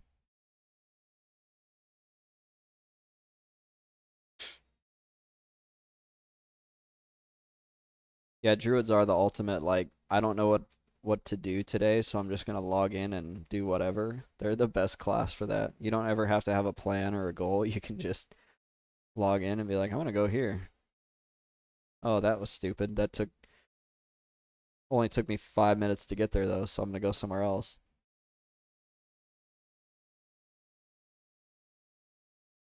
The trade-off is they're not like the most sought after for any one thing other than ports, and so but if you're okay with that and that's why actually I made a top 5 beginner classes YouTube channel, and I suggested the druid as number 1 just because you can go and explore and see and do as much as you want to. You just have to be okay with not being the best at anything and not really having people that automatically want you in their group unless they really need a druid for like an evac or one of those specific things that they do.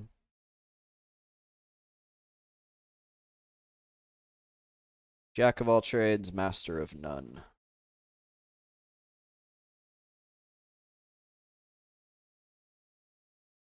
Oowomp should be up. I did say that as well, that the druid is good at making money, so if you can get to like level, you can even start as soon as you get ports, you just only have those 4. I think that's like level 30. You can make good money off those 4 ports alone, though.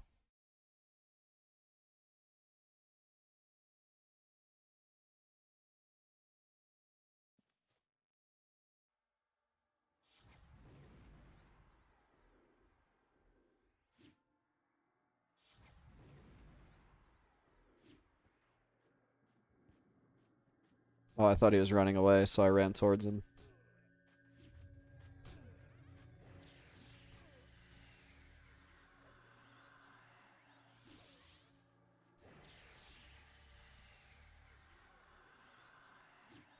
But yeah, you could just save up 2, 3, 4,000 plat doing ports over the course of a few hours, and then go buy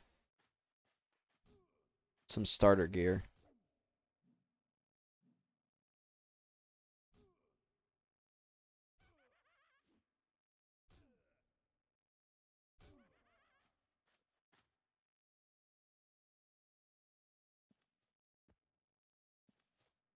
Nothing. Wonder how long this is gonna take. 61.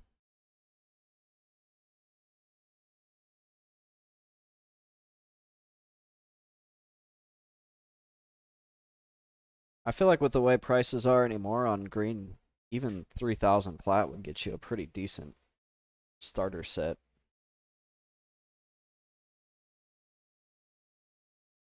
If you're not looking to get crazy twinked right away. It's like, what are... Let's just use Monk for an example. Master Wu's Trance Sticks. How much are those? Those are a pretty good starter weapon.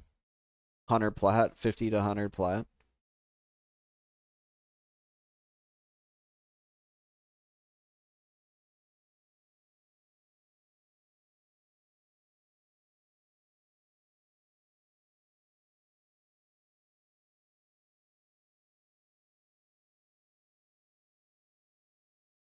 How much is an FBSS? Flowing black silk sash. Yeah, even the FBSS is like 2,300. Like that's kind of cheap. So you get a haste belt. Let's just say you had a budget of 3,000 plat. You get a haste belt, 2 weapons. Platinum Fire wedding rings. How much are those? I don't think those were too expensive. Or wedding band. Is it ring or band? Ring. 200. Silver chitin hand wraps for 1K. So yeah, you could do that. The Platinum Fire are like 200 to 250. So even if... Is the FBSS...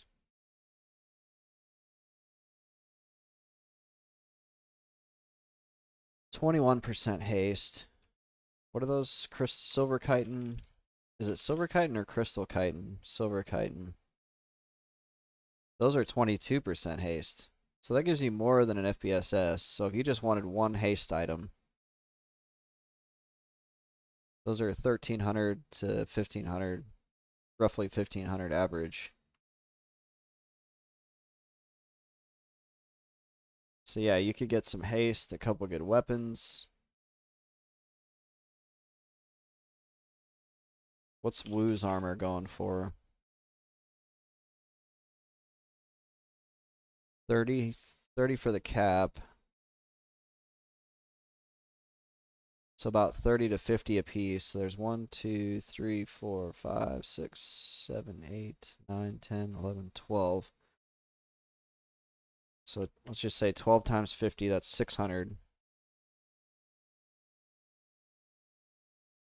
See, I would say like between 3 to 5K, you could have a pretty good twink monk without going crazy and getting a fungi and all that. That's what everybody makes, right? Everybody makes a twink monk.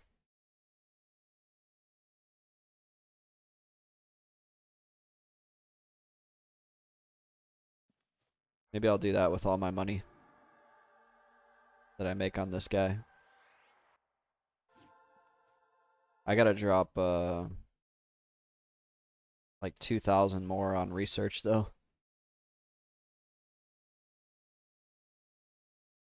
Just so I can research my level 49 spells.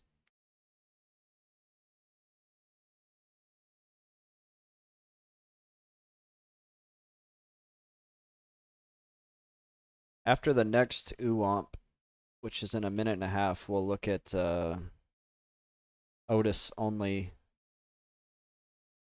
what that looks like.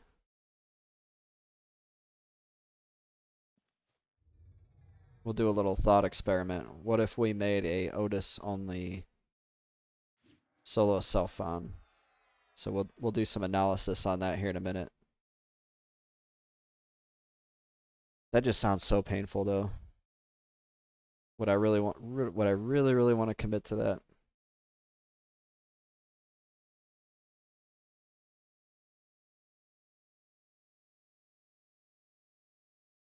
That's the most restrictive geographic area you could get, down to going to like one zone. I did hear about a guy who did a Guck only solo self-found.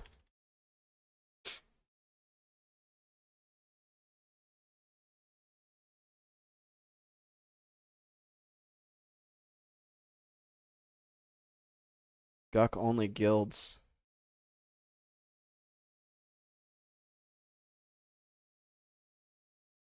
What the Guck?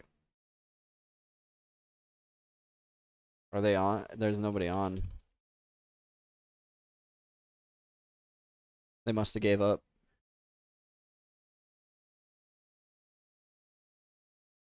That is an interesting idea, though.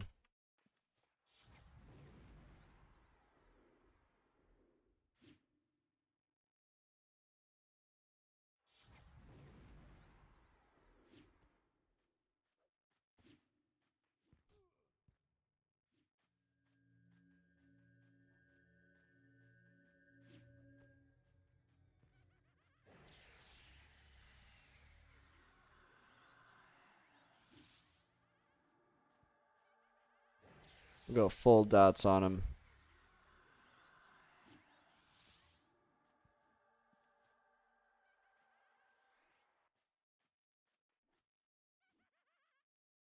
His health just like melts when he's got full dots. One tick, he took 10% almost.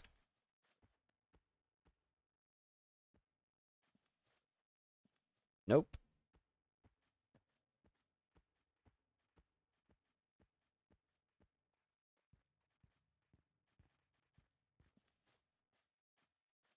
Let me refresh one buff here, and then we'll flip it over to the wiki.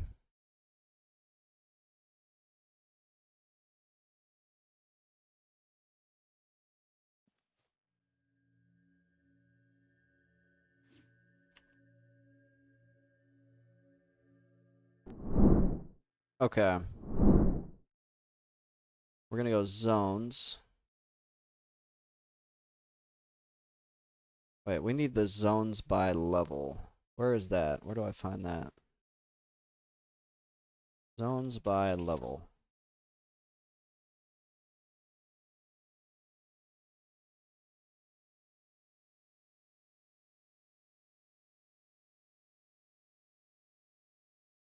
There we go. Recommended levels. We're going to go down to Otis. We're going to sort at 1. So, actually, before we do that,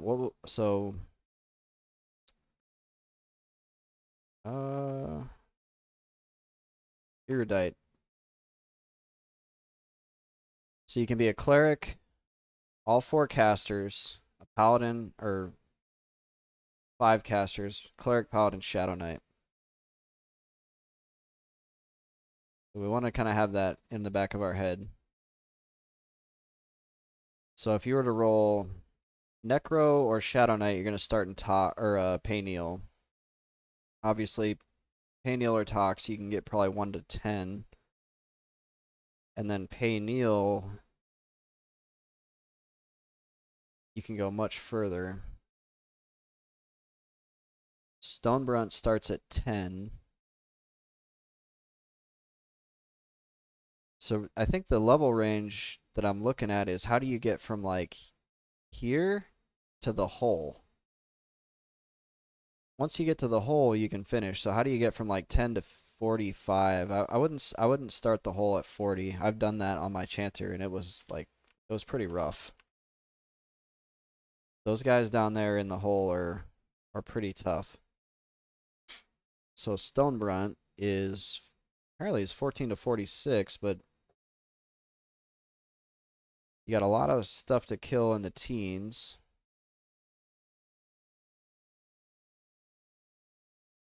Up through the 20s. The Kejikins, they're Kara, they're on the Peacekeepers faction.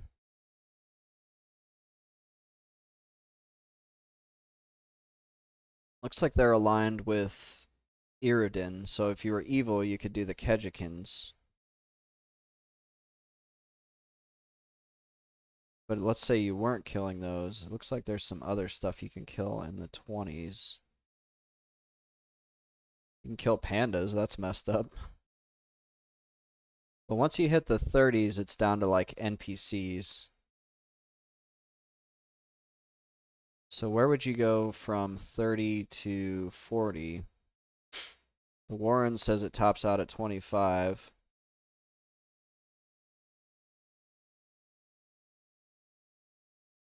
Kara Island, I know you can kill stuff there in the 30s. So you could potentially get up to like, let's see. Let's say you went and wrecked Kara Island. You're going to top out in the 20s, actually. So probably not 35.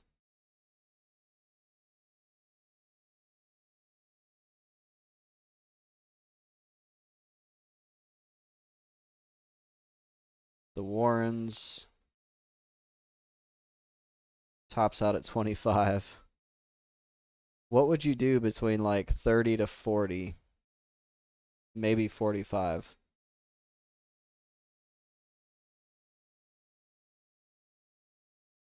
That's the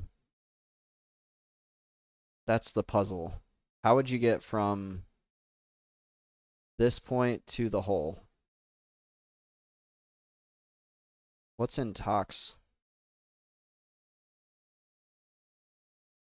around that level? A guard, a single guard. You could kill a single guard spawn. So I feel like you would need to be evil, unless you wanted to grind and pay Neil if you were good. Which sounds kind of dangerous. There's guards in Payneal in the 30s, so if you were good, you could kill guards. Where are they at, though? It's not showing. It's not letting me click them.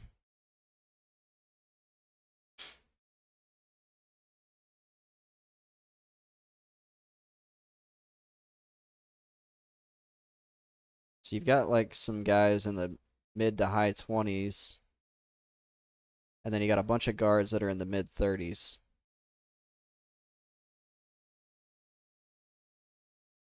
If you are a... Oh, Payneal guards don't lower your faction? Sorry, I have it flipped over to the wiki, so I can't see the chat while I'm looking. I've only got 2 monitors. Maybe one day I'll have 3. The Oowomp is up.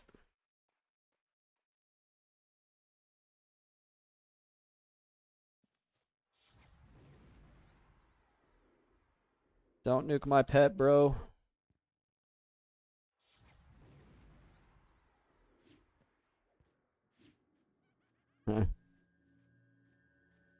So you could be evil and still kill your own guards, and you don't have to worry about it.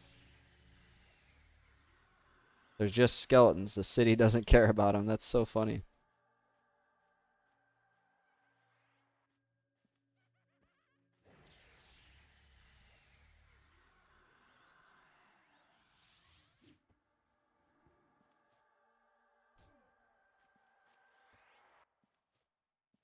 Nothing.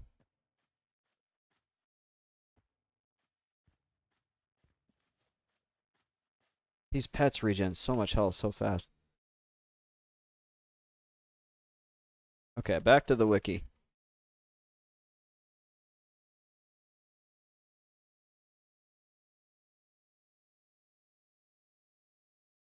So all of these guards you could just camp. Skeleton classic, skeleton classic. Okay. So you could just find a good dad camp, guard camp. What's the respawn timer on Payneal? It doesn't say. If it's 6 minutes, you're in there good. You could just hold down like 2 skeleton guard spawns.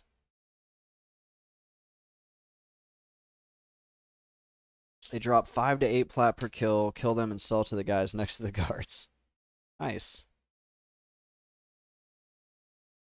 People farm there all the time. So if I was going to do this, I would do it on blue so I didn't have to deal with all the people. So essentially you go either Tox or Payneal to 10.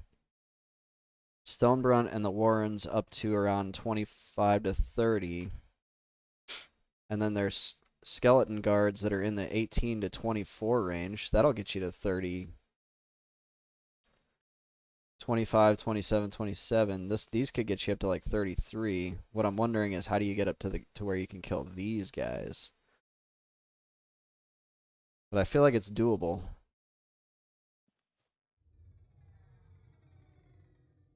It's like printing for Necro Enchanter. There's a ghost monk in the city that can charm. It eats the guards in seconds. So what class? This is turning into a thing, drill song. I like this. What class would we do? I just I've already done Necro. My friend did an enchanter on TLP and was making 1400 to 1600 plat an hour. That's like 3 hours and you got yourself a chrono, or you used to. I don't know what chrono go for now.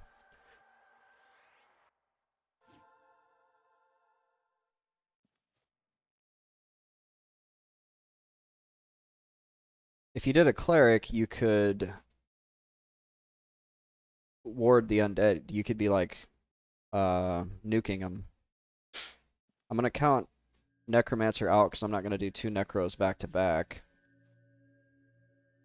I like the idea of a Paladin because then you get some of that gear component, even though they are a little bit harder. You actually would have to go farm like your weapons and armor.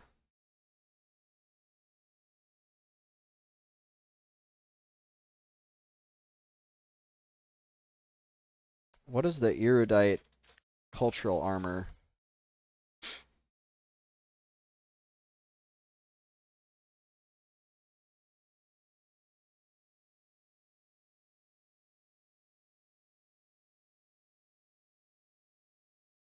I gotta update my spawn as well.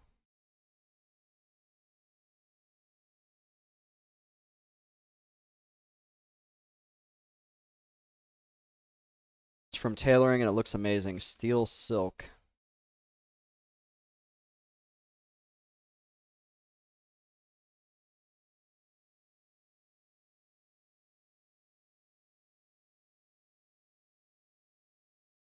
How do I see the whole set? Oh, is it from tinkering? Oh, that's silk line steel helm.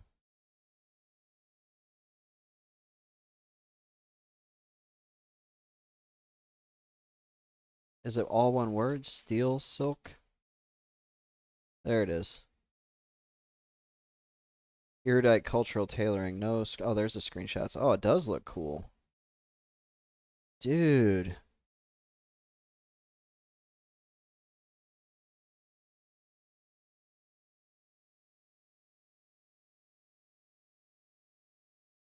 Yeah, it does look pretty good.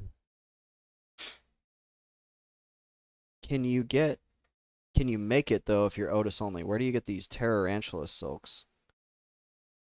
Southern Desert of Roe. No. And you would have to get the vials from the enchanters. So if you were doing Otis only, you wouldn't be able to get that.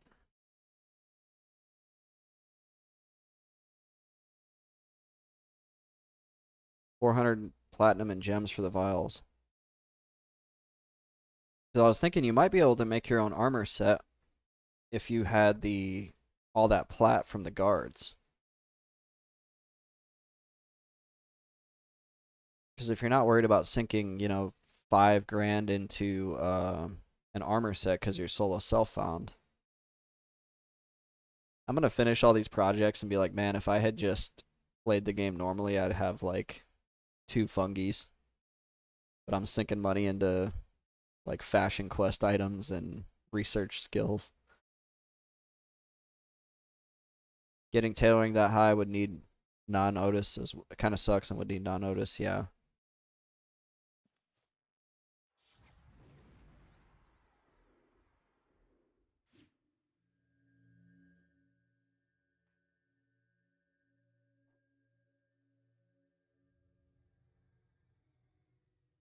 No, no, no. Oh, I thought I accidentally hit harm shield. And I thought I burned the cooldown. That's so funny. Sorry if that was loud. I'll have a new mic soon that will it'll be set up to limit it. It's set up to limit right now, but it's kind of tough to get it tuned properly.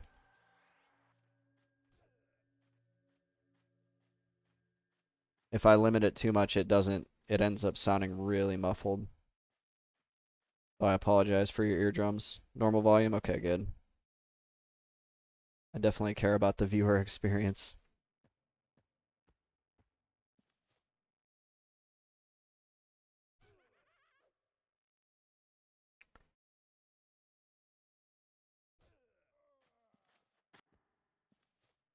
Nothing. What is this? Like a fine steel? Yeah.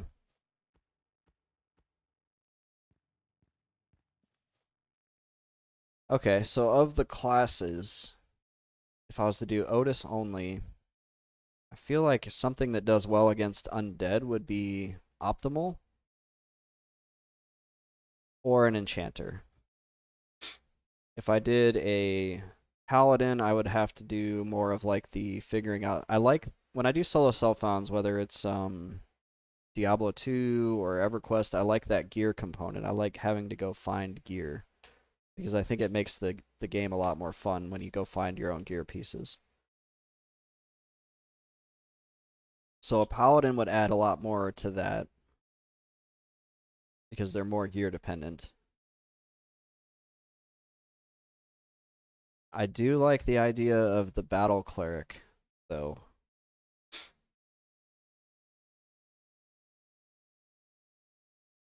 But I wonder how hard that would be to execute.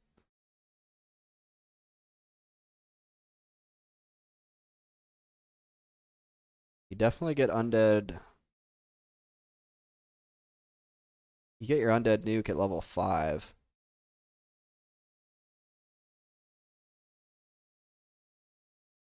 Let's see. Do you get another when do you get another undead nuke?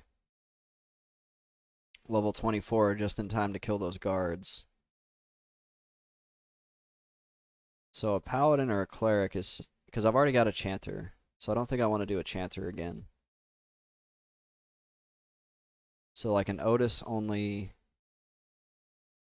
paladin or chanter or a cleric, I mean, is kind of what I'm thinking. This sounds cool.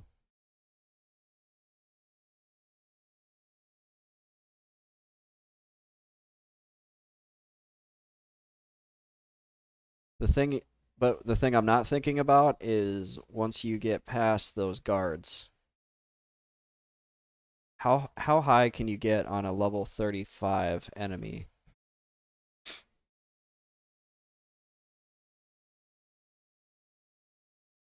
Like when does a level 35 enemy stop giving experience?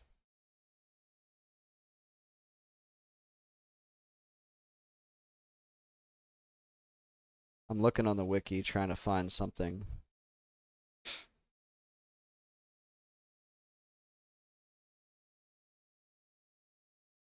Does it follow the same requirements as a like if I was to group with somebody? So this says a level 33 can group up to up to 49.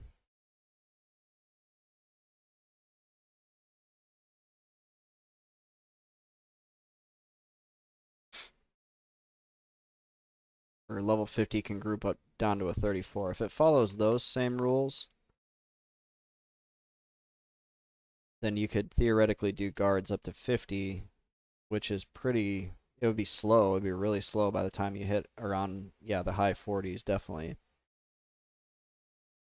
But then at that point, you could go into the hole. But then what does soloing in the hole look like? If you're a. And then here's where it gets kind of weird. So if you're a cleric or a paladin, you can't invis.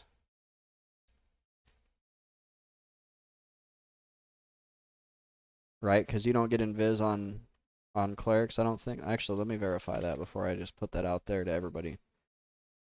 It's only invis. Okay, yeah. Clerics can't cast invisibility.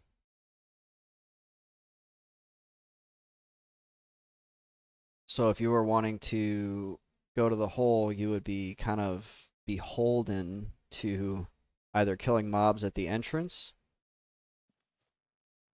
or fighting your way in, which is also pretty dangerous because there's a lot of tightly packed mobs in there.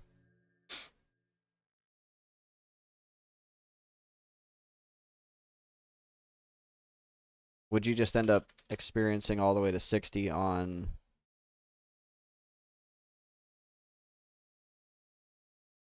like merchants and stuff in like Iridan? That'd be kind of funny. Like you're in there just wrecking Iridan to try to get to level 60.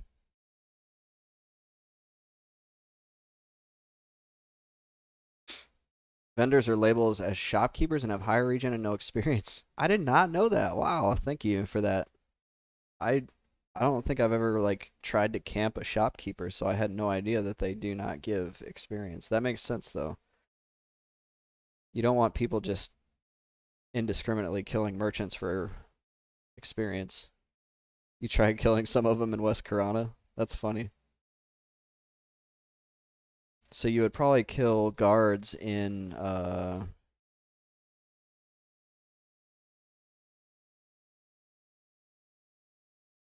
if you didn't want to go to the hole, you would have to go to Iridan and kill guards.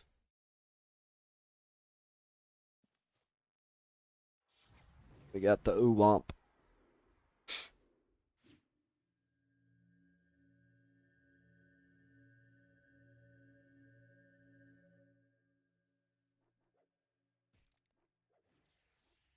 Such a chill camp. I love this place.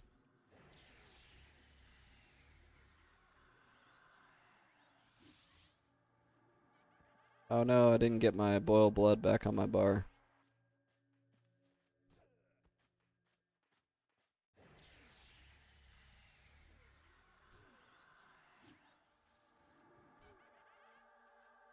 This dude's such a pushover for a Necro. If it worked, I was going to 50 to 60 on my bard.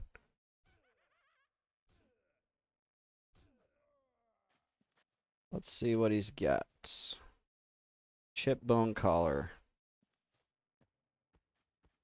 We are on spawn 63.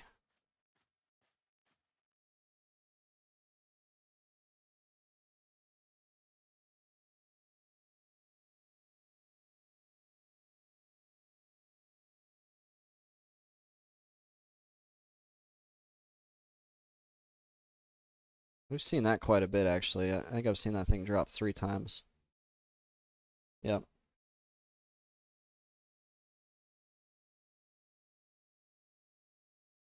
So on Iridan here, let's see.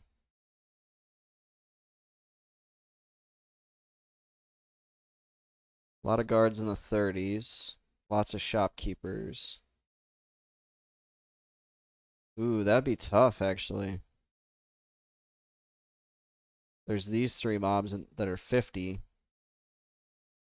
That's kind of risky because like other stuff's gonna join in and oh, the priest of Discord, yeah, he's like he'll wreck people.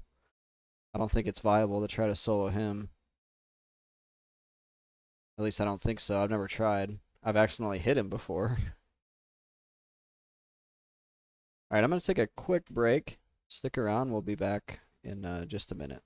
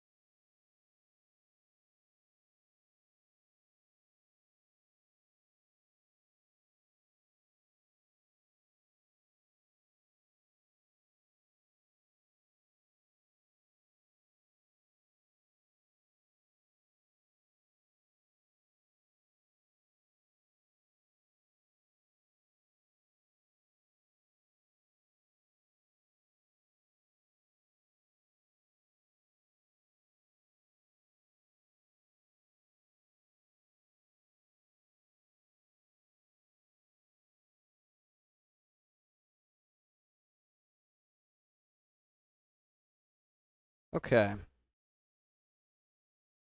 On live, there's a zone called Iridan Burning where Paniel has attacked, and most of the city is destroyed.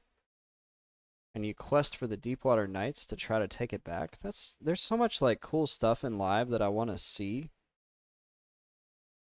I just don't know if I want to go through all the live stuff to get to it. I've thought about playing live. It's it's just so different. But yeah, there's like so much content. I feel like I would want to make like a really good solo character because I don't want to box. I tried that on Agnar and I got to like level 50 boxing, with 65 being the cap. And at first I was like, oh, this is really cool. And then after a while, like I started dreading logging in. And I was like, okay, this isn't as cool as I thought it would be. I boxed a chanter and a druid together. I've been doing solo paladin, no merc, except for some name spawns. I use healing merc up to 116. Nice. And what when you're doing that, what are you paying a for the sub, or are you actually doing it for free?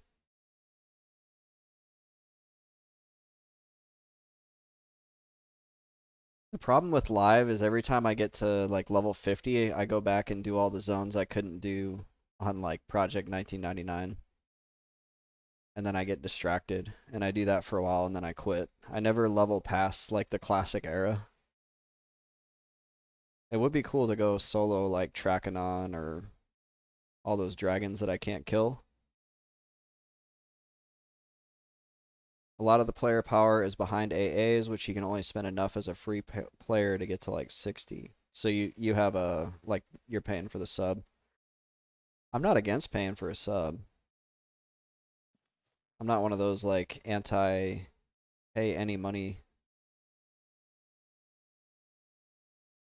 If you're sub, they give you free up to your level. So I would mostly grind free, then sub 1 month to catch up. Nice. Play in the system. Then free for another 3 to 8 months. That's interesting. So you can like grind up, then sub, grind up, then sub. Yeah, I need to like turn off. I have subs going that I need to like actually probably do today before they charge me. Because I've got RuneScape and like World of Warcraft going, and I'm not playing any of those games.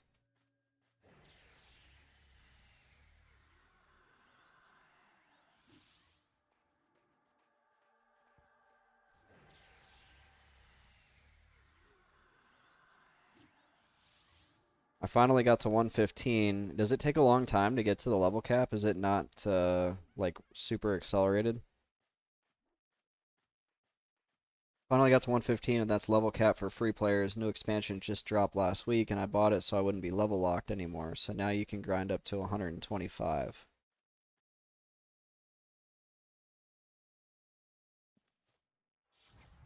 Don't heal yourself, Oowomp. I just grind, so yeah, it's slow. I feel like there's so much to do in that game, though. It may not, for me, it would not feel as much like a grind if I was going and just doing cool thing. Cool things. Cool thing. If I was doing cool thing. English hard. I'm sure people with 125 bards could level people 1 to 125 in a day. Yeah, there's always that in these games, right?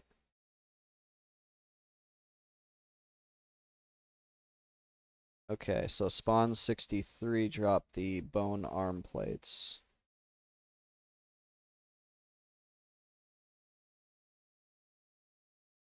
I logged in at 2:30 and there was already a 125 bard. When did the expansion launch? Cuz it's interesting if it launched like today. I haven't seen any like big streams. I don't pay attention a lot to what people are streaming though on Twitch. December 5th. Oh, so a little while ago. Even though I stream on Twitch, I actually don't know a whole lot about what goes on outside of here.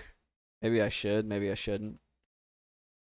The way I see it, this is gonna sound kind of self-absorbed, but like this is my little corner of the internet, and I'm not really worried about what's going on outside of here. I know other streamers like to collaborate and do all that stuff, and if other streamers reached out to me and they wanted to, like I probably maybe I would. Although I do mainly solo cell phones, so probably not. I just kind of do my own thing. Yeah, I feel that I do that same. I don't go in for much news or yeah. I'm kind of a digital hermit in all honesty. Although when I was doing the Monsters and Memories stuff, I did a lot of grouping. I met some really cool people. I made a video about it. So like I guess I'm reaching out. I'm getting a little bit more connected.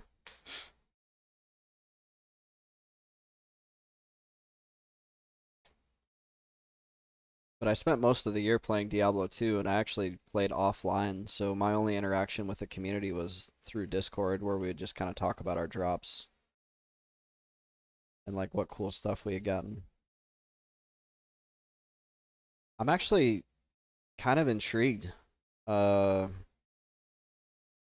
on doing an Otis run.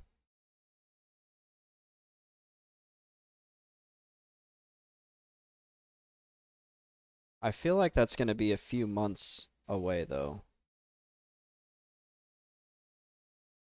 And then you've kind of got my wheels turning on live as well. Do I want to just check out live? Maybe. There's a lot to see, and it would be neat to go experience some of the newer content. Because if you think about it, for me, anything past Velius is like new, and it's not probably going to take very long. If you wanted a Twink package to start, let me know. Yeah, I might take you up on that if it's not going to set you back too crazy.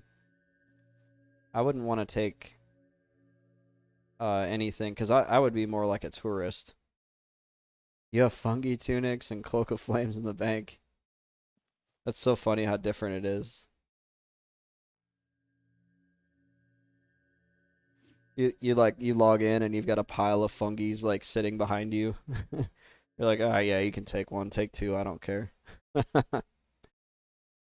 Over here on P1999, they're like ultra rare, expensive. Not ultra rare, but rare and expensive. You did every epic? That's so cool.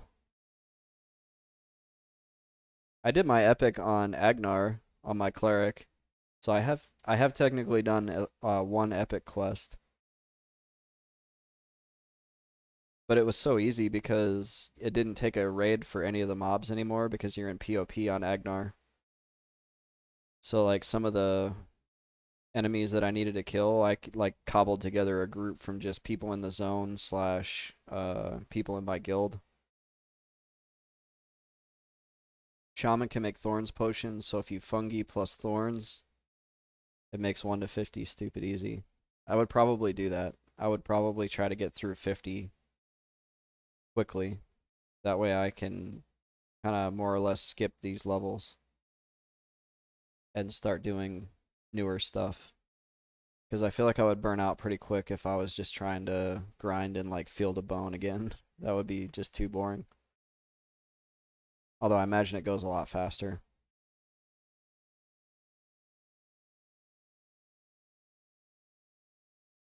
I think I played a Shadow Knight on live just trying to get him up, and I got him up to like level 20 in a day.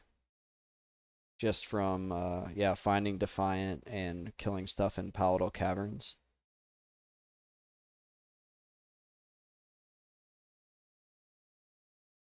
I wonder what a good solo class is on there.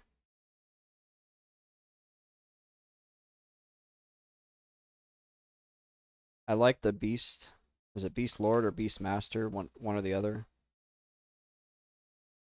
But I feel like I've done that. I did solo a Beast whatever up to like 60 on live a long time ago, like over 10 years ago now.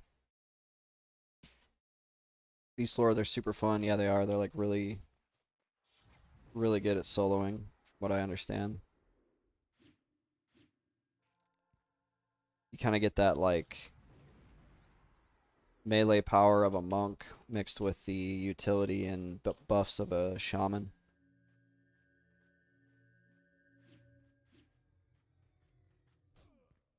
I would probably want to do something that could teleport though. Actually, no, because you have plane of knowledge.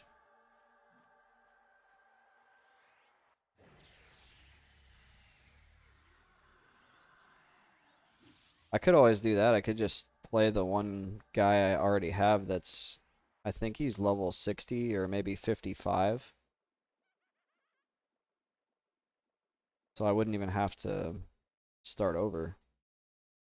Sometimes I don't like doing that though, because you get that awkward, how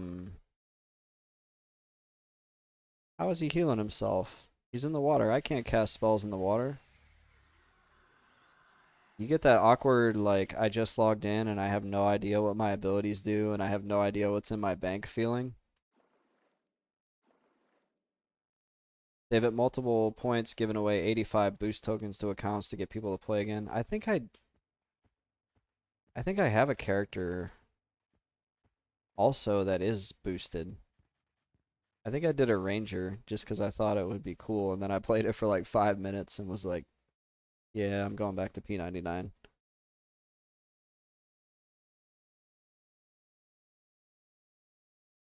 Spawn 65 down, 63% to 42.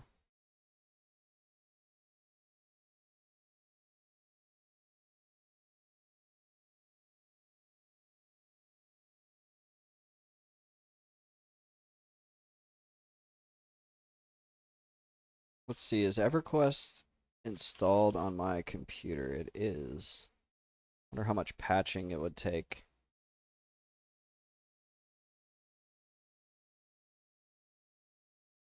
Oh, wait. It thinks it's installed. It's Titanium. It's trying to launch the original Titanium client whenever I open that. I was gonna just open it up and show it on stream what all characters I have. That'd be a fun video. Just go through all my old characters and talk about the different characters I made, because all my old characters going back to 2001 are all still on those servers.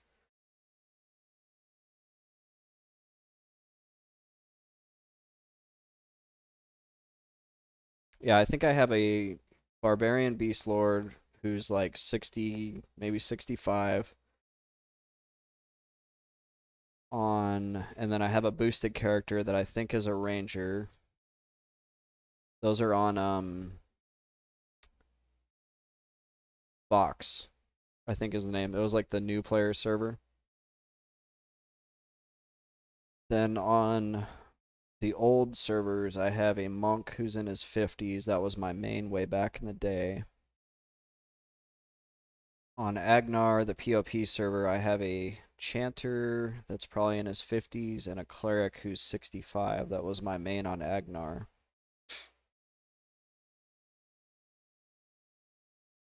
And then I have a ton of like level 20s and 30s that are like dudes I made when I was a teenager and had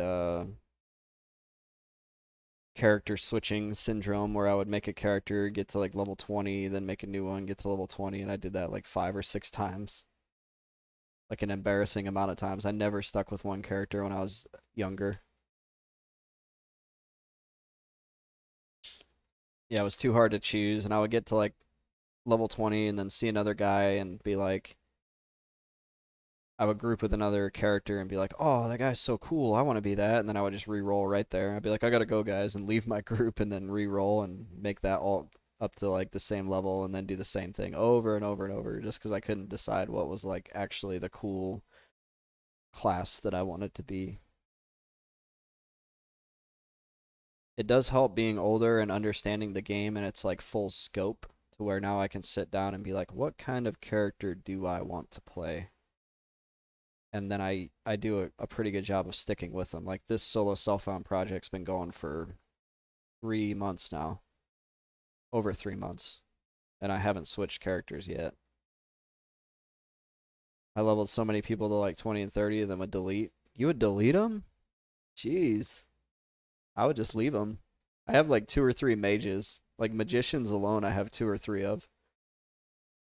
I was dumb. Like, I don't need this guy anymore. You have 7 other character slots and you just delete him. It's not even like a, oh man, I'm running out of character slots. Yep. Well, that was fun. Delete. It's like, took you like 40 hours. My friend got mad at you. Your friend got mad at you.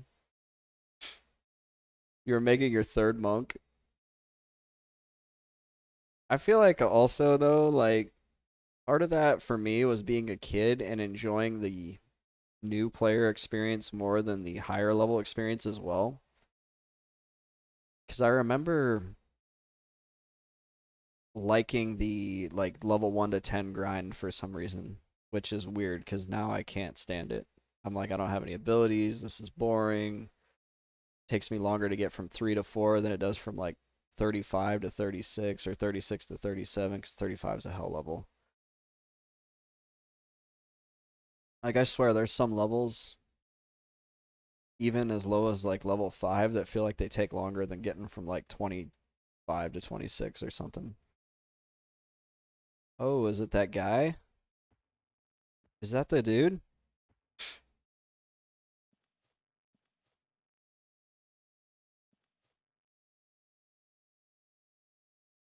He's a rogue. I died so much at first, so once I started actually get the game, doing the early levels felt super fun. Yeah, I made so many Lobby Ixars, it was just like beyond um the bounds of sanity, I'll say that. Like I don't know why I loved getting Ixars to level 4. Like I'd make an Ixar warrior, then an Ixar shaman, then an Ixar whatever.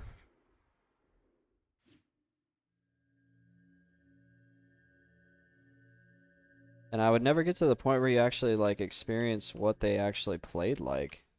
So I have no idea why I would do that.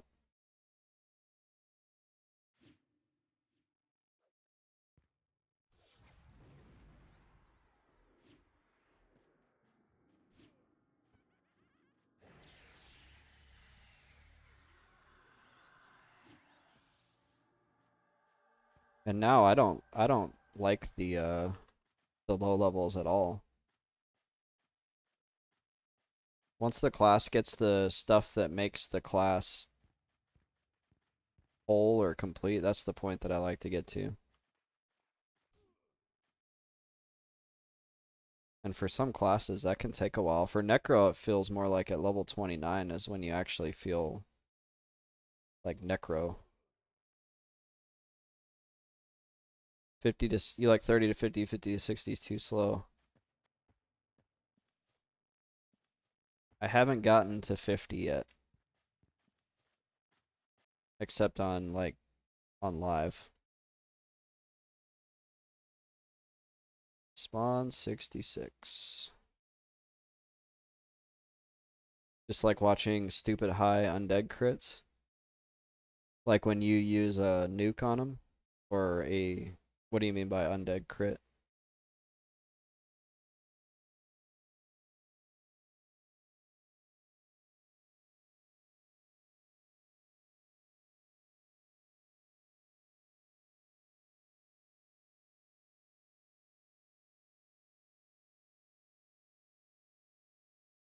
Melee crits. Paladins have special ones versus undead. Oh, that sounds cool.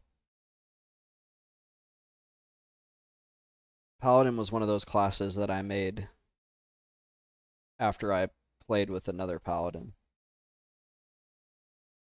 I think I was in Orc Hill on a mage. And Orc Hill was like really cool to discover the very first time because if you think about the 1 to 4, level 1 to 4 experience, you're just kind of grinding on bats and rats and crap right outside your town. So that's what I did on my mage. I actually made either a wizard or an enchanter first as a high elf. And then I saw a guy with this like little floating t-shirt that was like blowing stuff up. It was a fire pit. And I was like, whispered the dude, and I was like, how did you get that? And he was like, oh, I'm a magician. I just get them. And I was like, awesome. And then I made a mage, and I got my mage to level 4, and then I was just out like running around in Fate Arc, and I came across Orc Hill, and I got invited to a group there. And I grouped with a bunch of other elves and crap and dwarves up in Orc Hill, and I was like, this is really cool.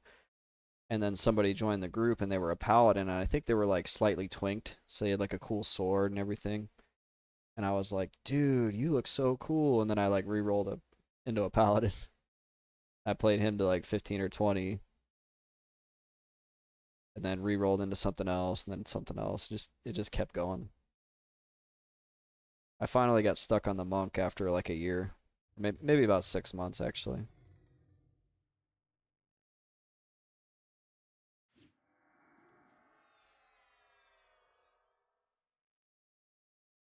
When you're young and you don't know the game, you don't know like what to expect from each class. So like at one point, because if you think about the druid while you're leveling a druid or a cleric up to like level 12, you're kind of a melee like battle caster. And so I had it in my head that's what druids did until I actually played a druid like later on, and I was like, oh, they're pretty much, you're not meleeing by the time you're level 30. My main was magician by the end of Veli, so I was 60 on him in rating.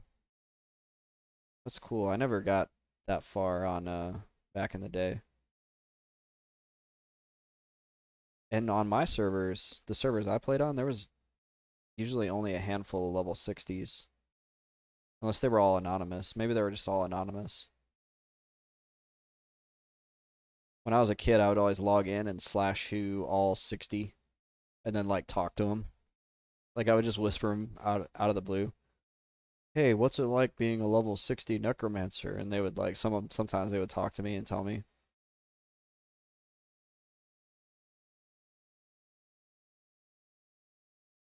My mage's name I got from the random generator. You were like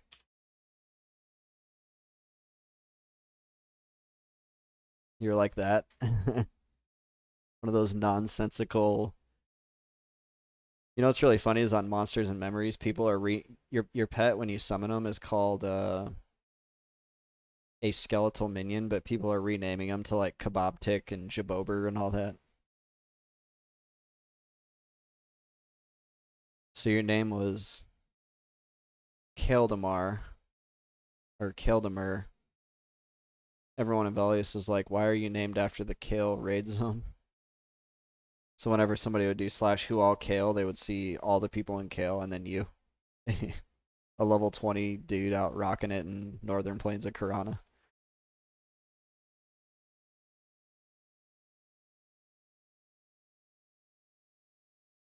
Yeah, I had a friend who his character's name was Hanunu, like that.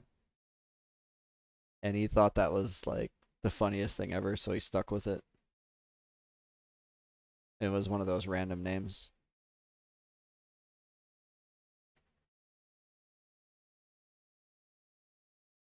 It is a good one, yeah. There was some real bangers on the random name generator. It's a really funny feature to include, mainly because I would say it's not programmed the best to where it produces like names that really don't make a whole lot of sense. I like Keldemer other than Kel Drakel. I had my monk was random named, actually. His name was Sasratiz. You did a mage named Kale in WoW, and that's what people called you. Which of course that is a WoW character in the lore who is the main boss for the.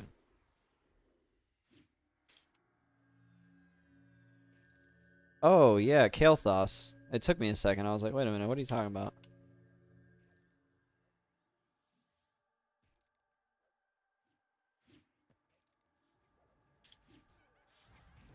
So TBC comes. Oh, so you were playing vanilla and didn't have any idea that you were gonna be named the same as Kael'thas. There's 15,000 on every server. Kaelvin, Kale Lord.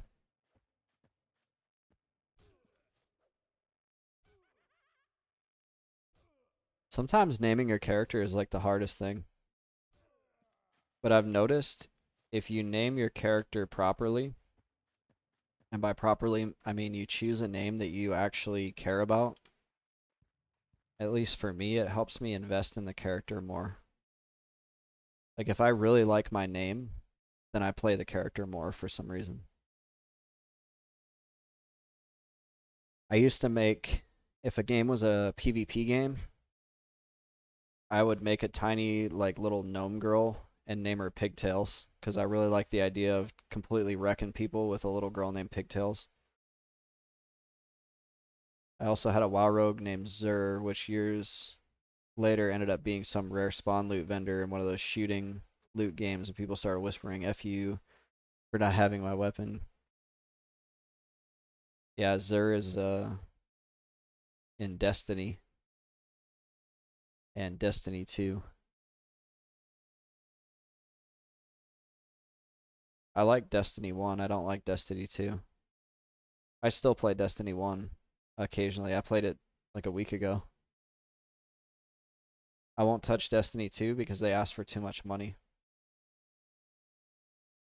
They're constantly bugging you for money in that game.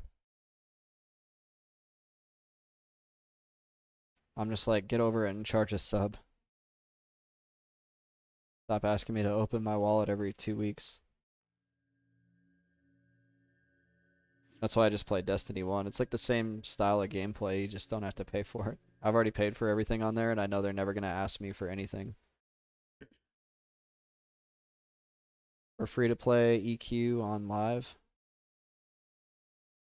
Do they ask for a lot of money on there? Every time you camp out of a character, it opens their browser to the sub. I remember that.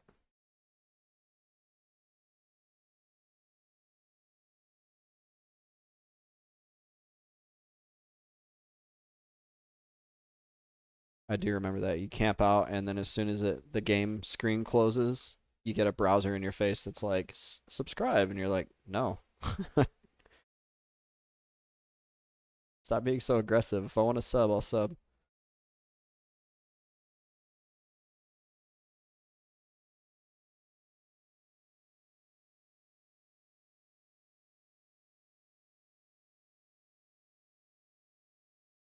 I feel like the microtransactions on EQ are mainly time based, right? Like you can get double experience, stuff like that. Or do you run into a point where they're like very clearly you have to spend money to do something outside of an expansion?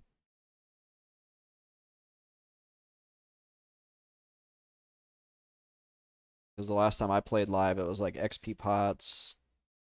There's like, I think you could buy like gate pots, or there's like quality of life kind of pay to win,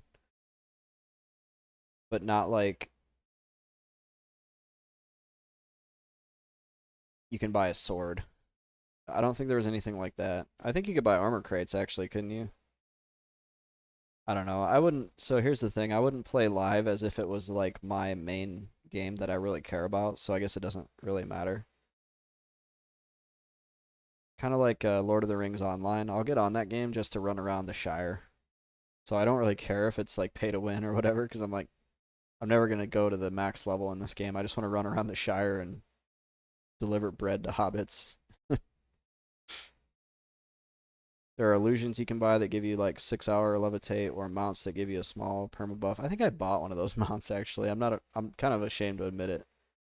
I feel like I did buy one of the mounts because I was playing the game quite a bit. It's so weird on live though how people ride around on their mounts and they can fight and cast on their mounts. It looks so strange.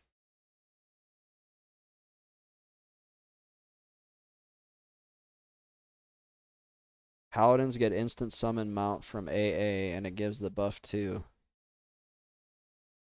Maybe I'll just play Paladin then. I just saw a stream of the old world models on the mounts. It looks so bad. I want to see that. I want to look that up.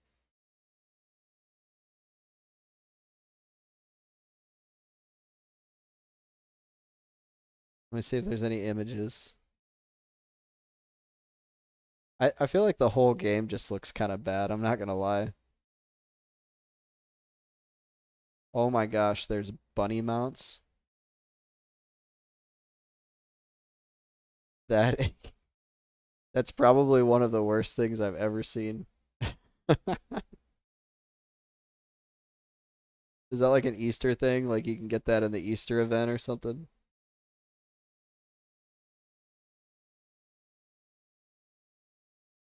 That must be EverQuest too. I've always wanted to try EQ2. Like I've tried it, don't get me wrong. Like I played it at launch for a little while and I've kind of popped in and out. Like actually truly invested in it though, not really.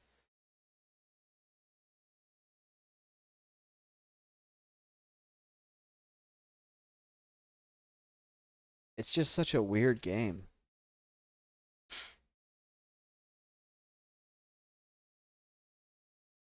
Oh, the Oowomp's up. Back to the game. That's EQ2 Freeport. I had fun in EQ2. The housing is S tier. Yeah, that's true. I did have a house. I was a frog. I had a frog. I had a little apartment in Kelethin, and I was a little frog shaman.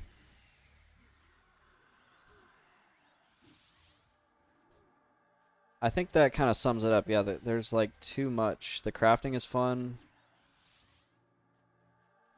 You could die from crafting. That's hardcore. I remember now why I never get into it. My frog shaman had like 50 buttons. Like I had like 6 hotbars going from the bottom to like the middle half of my screen. It was, and I was like level 35.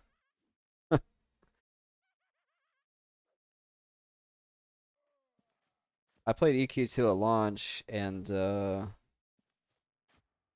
was really cool how they kept everybody in their own like racial starter zone districts of Kinos, and seeing how everybody like would group up and play together in there was really neat. And I think you got your own house like right away too, so that was really cool too. Not watching their HP or mana when starting their craft. What was like killing them? Like you would get burned or something? Like the forge would burn you and then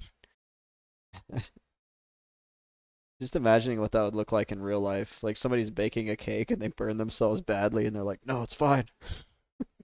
I've got to finish."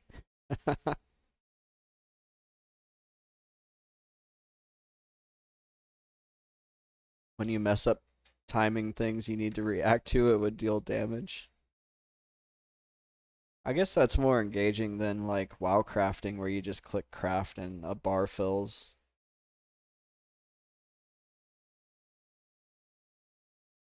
Because if you think about it in WoW, when you craft, you have to wait for a bar to fill, and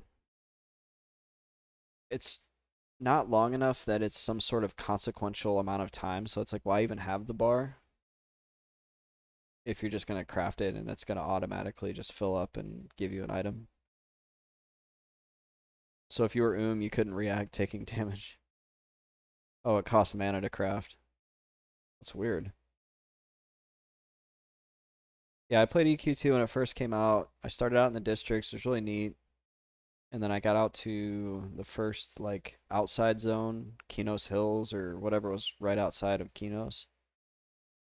And I remember got really annoyed with the amount of noobs because there's a lot of new players in the game that hadn't played EQ1, and there was people that were like yelling at everybody because they didn't know how to play the game. Like there was a dude that died, and he was like yelling at us, and I was like, "Bro, you nuked the mob like 5 times, and you got aggro, and then you died because I was the tank and I couldn't get aggro back off him." So I remember being kind of annoyed at that. So if you want an XP, crank out the quick tier 1 stuff. If you're making something to sell, do your best to max tier it. I think EQ2 is kind of on life support, isn't it? Or they're still making expansions for it, aren't they? It just doesn't do nearly as good. Oh, the other thing about EQ2 is it doesn't run very good. I remember reading an article that said they when they programmed EQ2, they expected that people would be playing on single core processors with like 10 gigahertz. So they built it with a single core concept in mind, and then right after that, we started seeing dual core, quad core processors, and it was like it's not optimized for that. I went back to it for like a year, maybe 10 years ago, and had fun, but got over it. Yeah, I've kind of popped in there, in and out of there, like just very sporadically over the last 15 or so years. Whenever it went free to play, I played it for a little bit, because that was kind of revolutionary at the time. I say kind of because Anarchy Online went free to play way before any other MMO. I think AO is probably the first.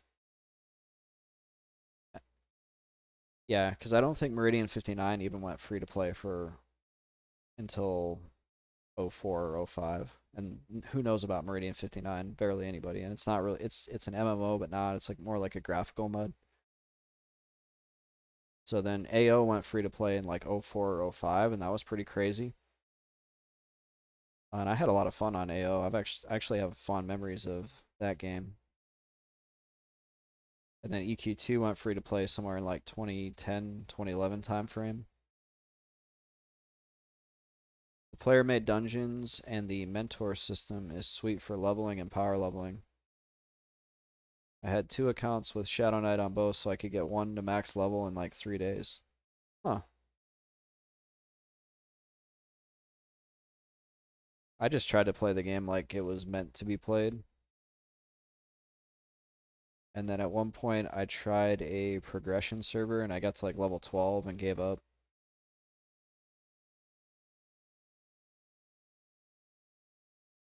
I do like how in EQ2 there's a crap ton of classes.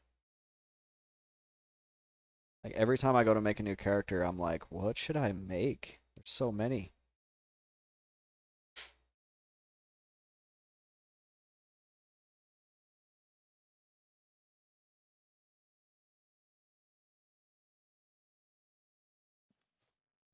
And there's almost like, isn't there like good and evil classes? So there's like a monk, but then there's a brawler. Oh yeah, I did that too, Drosong. That's right. I started out as a fighter or a warrior. I was probably a fighter. And then at level 10 or 10 or 15, somewhere in there, you had to go do a quest, and then you would pick. Oh, that's right. And then it would go to, so it's fighter, then knight, then you could choose like paladin or shadow knight. Yeah, that was really cool. I forgot about that. Thank you for unlocking that memory for me.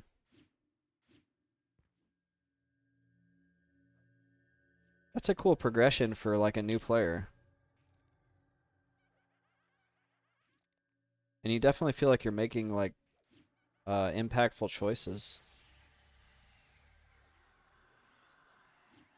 And I do remember the betrayal. I remember seeing the quest line and going, "Oh, I'm not doing that. I'm not going to Freeport." You had your troll Shadow Knight change to Paladin, so you're a troll Paladin. That's so cool. I want a troll Paladin. That's what we need. We need a EQ Ascension server where you can pick and choose abilities from multiple. Oh, there it is. We got it. Money. Let's get rid of this nose ring. I hated this thing. I'm not even gonna sell it. I'm gonna destroy it.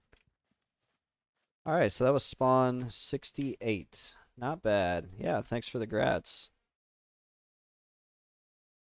Bone mask. Save that spreadsheet. Alright, what do we do? Heard of classless EQ, but never played it. Uh, let's... Before we gate back, let's check out the Golra. Let's go for a little swimmy swim. Spells and abilities are tomes and they drop from mobs. I wouldn't like that. I would like it more if you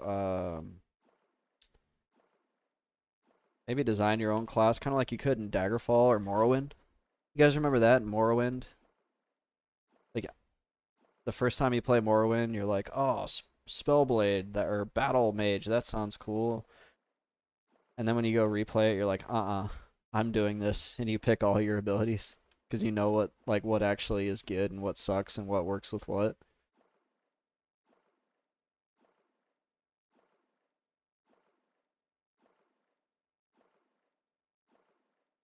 Veska, welcome back. I love Morrowind too. It's my favorite Elder Scrolls. I catch a little bit of heat on here from my regular viewers because they're Oblivion all the way.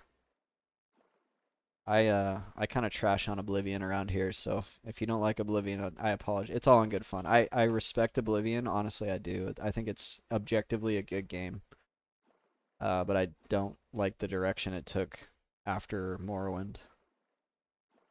My friend had Morrowind, and I used to go over there all the time when we'd play. That was me with Daggerfall. So here's me at like 10 years old. My friend got Daggerfall, and he's like, "Yeah, you gotta come over to my house and see Daggerfall." And the first thing he does is load it up and like takes his character's shirt off, and it was a female, and it's like full nudity, and you were like, "Whoa, you can do that? Awesome!" Like,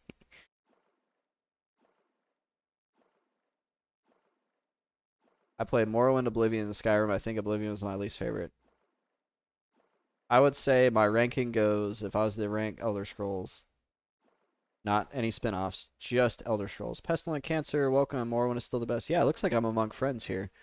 Uh, so my ranking goes Morrowind number one, Skyrim number two, Daggerfall number three, Oblivion four, and Arena five. And I guess I'm not really qualified to have that opinion because I've never even played Arena, which is crazy. It's on my computer right over there behind me. With DOSBox, I have every single DOS game imagine on there, and some games that never were commercially released. But have a hard time ranking between Morrowind and Skyrim. What makes them? What makes them so close? Because I do like Skyrim quite a bit. But I just think Morrowind just is just so good because it's classic. Anybody that's been around this stream knows, like, I love classic. I feel like Morrowind blew my mind more and I had more fun, but Skyrim I think is actually the better game just because of the technology and systems were more fleshed out. Yeah, I think that's why I actually like Morrowind more because I can go within 30 minutes, steal enough stuff, and sell it all to a freaking crab, and then have enough money to like train an ability to level 100, and then make a spell that can like rain fire, cause me to levitate, regenerate my health, and summon 100 skeletons or whatever. I don't know if you can do more than one summon in a spell, but I'm just for comedic effect saying like you can make these like crazy broken spells.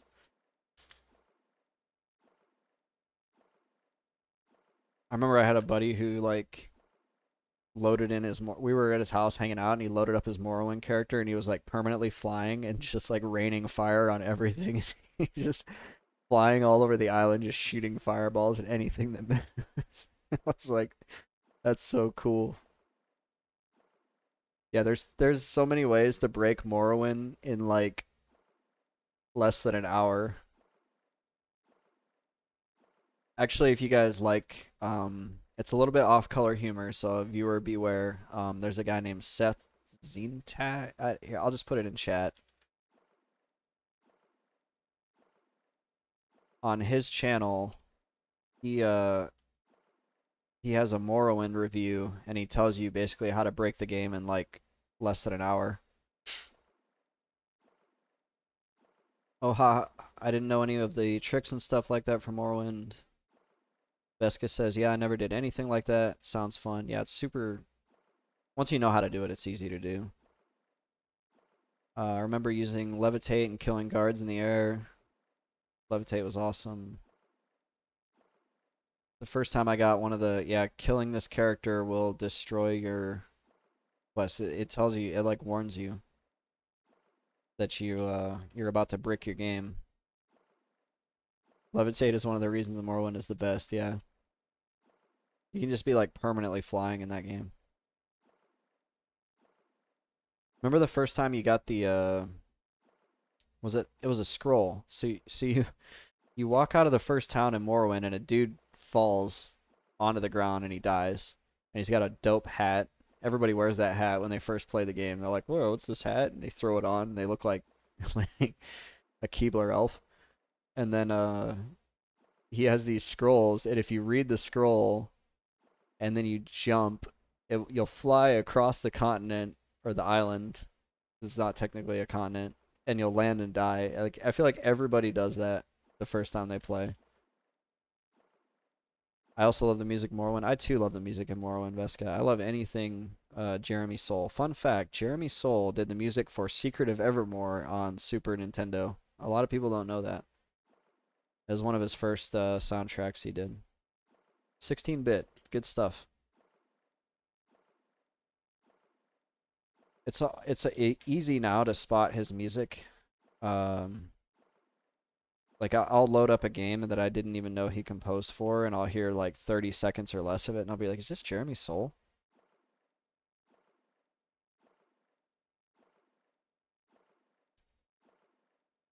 Yeah, there's like 4 or 5 places you can go within 30 minutes of starting the game that you can steal enough stuff to make yourself stupidly overpowered right away. And you can exploit how the collision works with the sneak mechanic. So you can like jump halfway up a bookshelf and be kind of like stuck off to the side of that bookshelf and sneak. And because you're like in that specific spot, nothing will see you and you can just steal like without even the enemies even getting angry or the NPCs.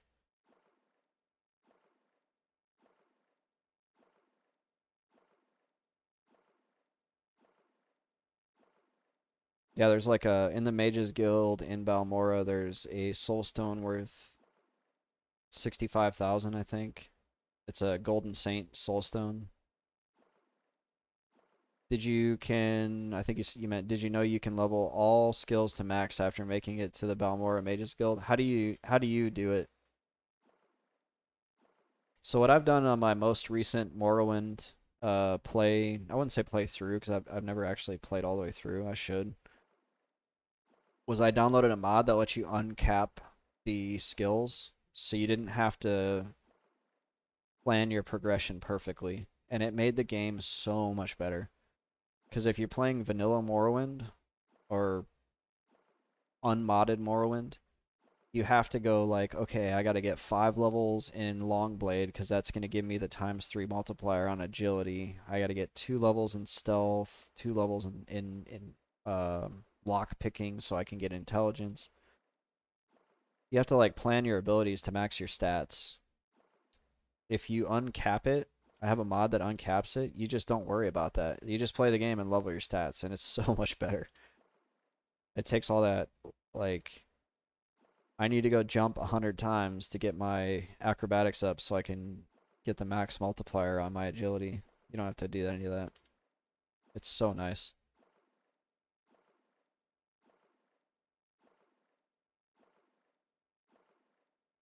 This is a long swim.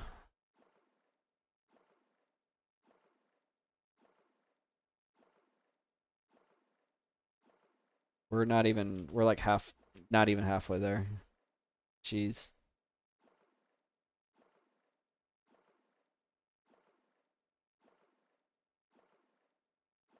I wish we had DMF. I almost drowned on P1999 the other day. So Pestilent Cancer says, make a spell with Fortify skill 200 for 1 second. Cast it on any trainer. Train for 1 gold. Oh. So are you fortifying your own skill past like a certain point where it won't cost any money? or it costs very minimal money because the game like it's almost like it ticks over, so it goes the max is 100, so if I go over 100, it resets back down to 0 kind of thing. Like the game doesn't know how to handle it, so it's like, well, it's not 100, so it must be 1. So yeah, 1 gold, man. You're like, sweet. It's kind of like the rupees in the NES Legend of Zelda when you hit like 256 rupees, that was the maximum like memory that could be stored in that register or whatever, and if you got another rupee, it just or maybe it was 999, it just rolls over to 1 or something. That's some like Pokemon speedrunning strats there. Yeah, by talking to this specific trainer, it loads this into memory, so then you can do this. And if you take exactly 4 steps this way and then use an escape rope, it loads that into memory. And now you can walk through walls. If you ever want to know like how to completely break a game, it's like I'm not even a huge like I'm not a Pokemon speedrunner or a huge Pokemon fan, but the stuff that those speedrunners do to Pokemon is like insane. How they break that game. The original. It's got to be the original. Like red or blue or yellow.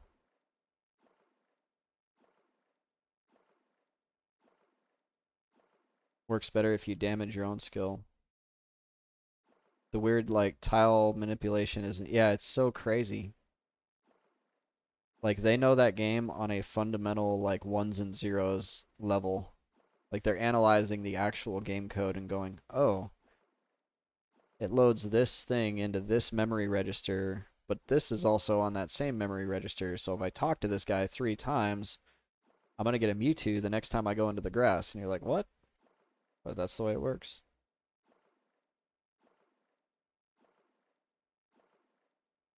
Yeah, there's like a way to get Mew. 'Cause remember Mew was like the rare Pokemon that they only handed out at Nintendo events or whatever. But it's actually on the game cart, so if you know how to manipulate the memory, you can go get it. So I thought that was really cool.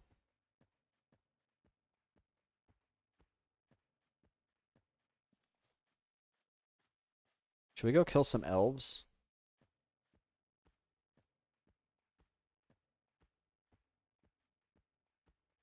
Look at their silly little elf huts out here.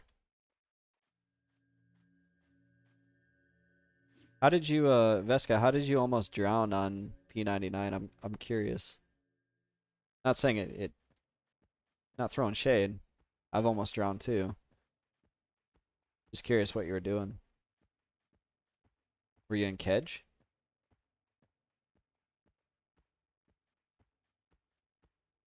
Elven Ranger.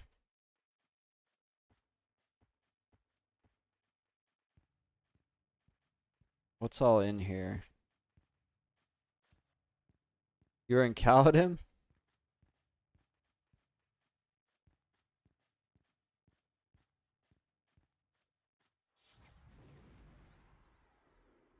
Watch this guy be like an insane undercon, and he's gonna like wreck me. Oh my gosh, my pet just like mollywopped him for half his life. There's this mushroom farm and some water there, and I thought, oh, maybe it's through this tunnel.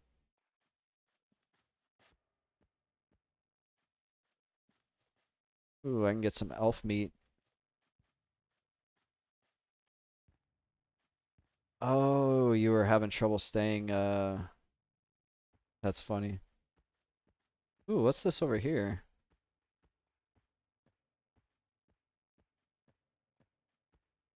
Remember back in the day on P1999, you could use you could alt tab out of the game at the precise moment if you're levitating to like levitate yourself up. Such a cheese that you can't do anymore. You couldn't get out of the water. That's so funny. You're like freaking out.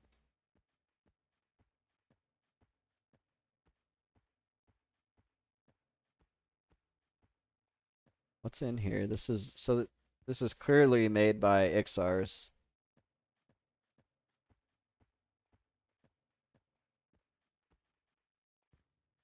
Am I gonna get wrecked by something? There's nothing here. Why would you make a really impressive and cool structure and then not put anything in it? Thanks. Thanks, Variant. I was so excited to learn something new or see something.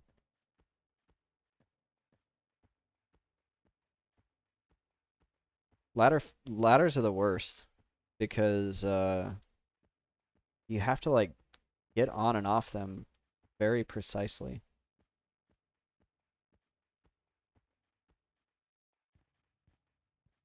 So there's rocks around this town, but it doesn't make any sense because like unless these rocks were placed here by something, which would have had to have been placed by something very large, like these elves did not put these rocks here.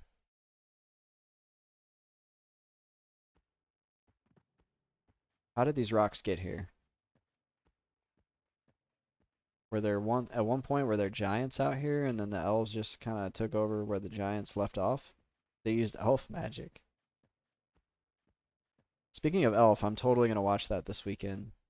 That's my favorite all-time favorite Christmas movie. All right, we got a silly little elf town here. Later, Vesca. Thanks for stopping by.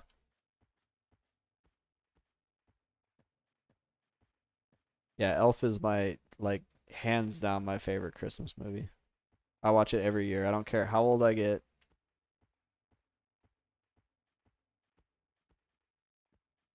What does he say? I don't remember that line. What's his favorite color?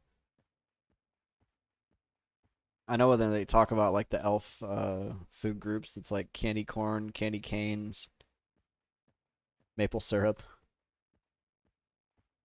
Oh yeah, Buddy the Elf. What's your favorite color? I like when he goes to the mailroom. Whoa, what's this? This looks like it belongs on like Zelda.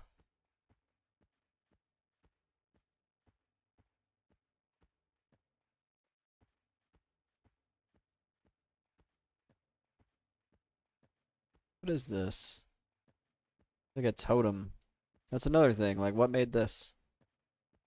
Who constructed this stone monument? And what is this strange symbology on the front? It looks like a bird. And what does that mean? Rallosec? Is that what that means? Really? If I click it, does anything happen? I can run up on it. Get up there. Get up.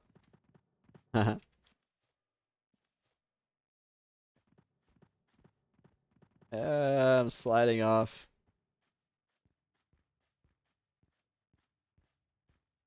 If I get on top, do I get a prize?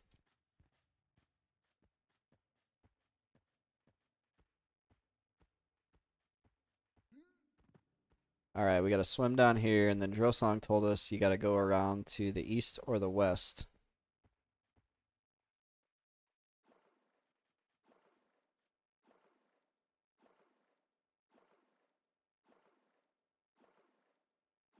We'll check out these guys for a little bit, see what they're all about.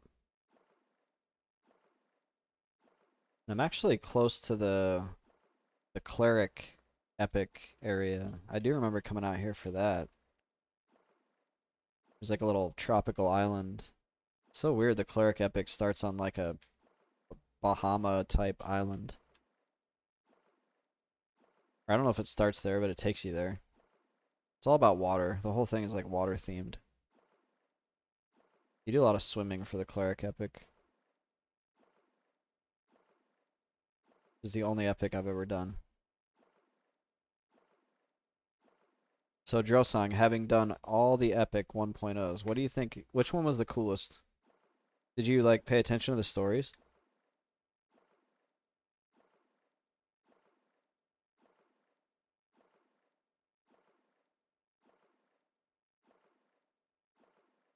My other question is why is there a glacier out here? Like,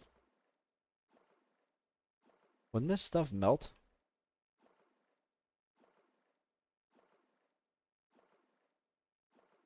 Like, we're in the year 3191. How many thousands of years has this server already been running? 4 years of Earth time is like I can't remember how long a day-night cycle is on Norath, but there's several in a single day. Probably Paladin, my favorite. Yeah, you love the Paladin since I like the sword, and I really like that there are the three steps. What are the three steps?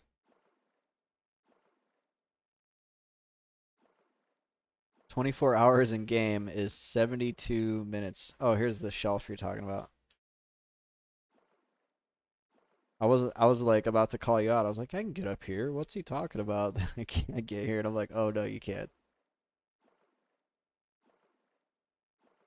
Soulfire, Fiery Avenger, Fiery. If that sounds cool. Okay, we're gonna do some math. Don't make fun of me. I'm not. Actually, you know what? We're gonna make robots do math. We're gonna let ChatGPT calculate this. So, what was Project 1999 Green's launch date? October 25th, 2019.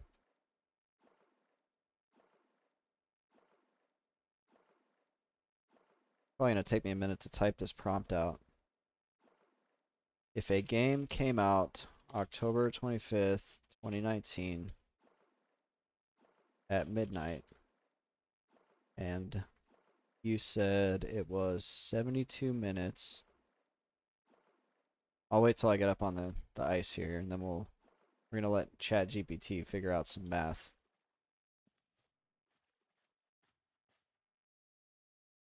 72 minutes is 24 hours of game time. 24 hours. I gotta frame this right.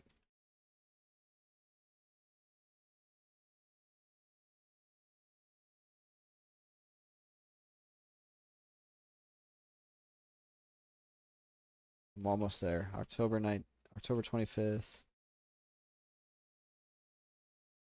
What's today? December 16th.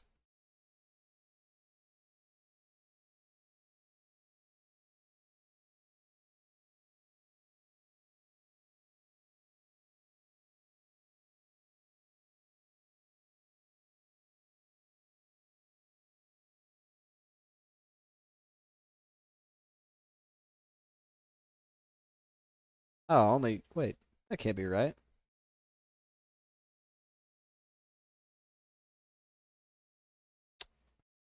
Chat GPT failed me. It said 4.5 years have elapsed. I'm like, 4.5 years has elapsed in real life.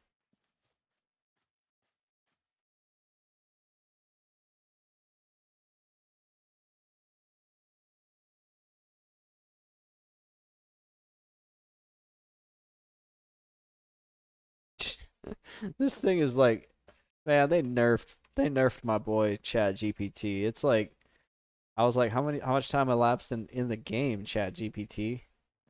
And it's like, oh, I'm sorry, let me calculate again. 2.5 years. I'm like, that's not right. Now you're saying that 4.5 years in real time is 2.5 years in game time? I'll have to like refine my prompt to get it to actually know what I'm talking about. These guys are all green. I don't think they're going to be worth getting experience on.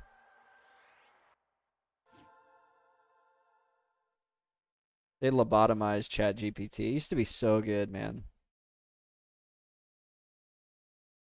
Normal Golra or are lower. Are the hulking like? Oh, look at this. They got igloos. These guys build igloos with like flags. So what this tells me, so let's assume these guys built these flags. Okay, so they have the ability to tailor something. It looks like skin. So they got that like detail. So they've killed some sort of scaly skin animal out in the sea. They presumably skinned it and tanned its hide and made a flag. So they know how to craft wood and strap pieces of wood together, and they know how to strap skin together. You know what this looks like right here? It looks like it could be a sail. So they know enough to plant a sail-like object in the ice, but they don't know how to put it onto another floating piece of wood and float off of this thing? Or they just not want to? There's a boat right over here.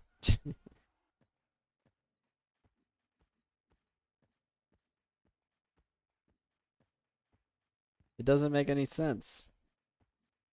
What are they eating? I should make an MMO.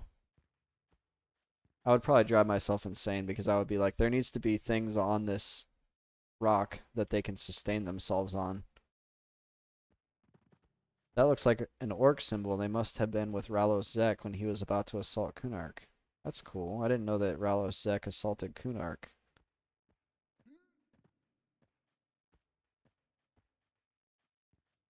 Yeah, all they'd have to do is push this thing out into the water, put some of that scaly skin material on there. They'd have a sail. They could get off this. Definitely orc symbol. We have a consensus in chat. We've got some lore aficionados here.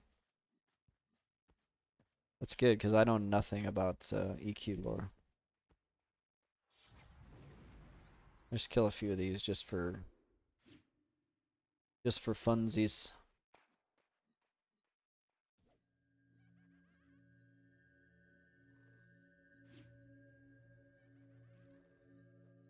That does look, yeah, you're right though. That looks very orcish. So that maybe the Golra came here and kicked the orcs out. Maybe that's it. Maybe the orcs sailed here, set up a camp, and then Golra killed them. I think Ralosek joined up with the Shissar. Yep, found on Luke. I do know that. But thank you for the explanation, because it's good to not presume that I know that, because I don't. I did just say I don't know anything about lore. So I guess that was kind of a misinformed statement. I do know a few things. And try to take on the rest of the gods. I do remember that the Shissar used to live on Kunark, and they got kicked out by, I think, Khazak Thul. And probably the rest of the gods. I think they made the gods mad because they tried to become gods. Oh, this is a blue.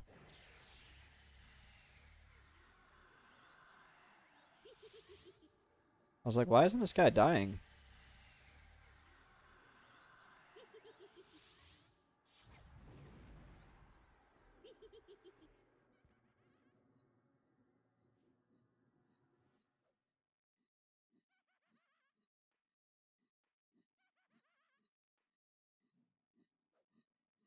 Yeah, my guess is a clan of orcs came to this glacier to set up a forward staging point because the Wood Elf area off to the west or north, actually north, is too fortified. They couldn't take that over. So they set up a staging area here. And then the Golra came down out of the mountains. Never really leveled out here in all my years on P1999. Me either. Me either. Kind of wondering, should I have just stayed at Oowomp? Like, that was actually kind of decent experience, and it was a super chill, like, dad camp vibe going on. I think I've done so many characters on this island, and I think I've seen 2 other people. I guess this is pretty dad camp. I could just stay here. This is super safe feeling. Oh, he resisted my spell. Oh no.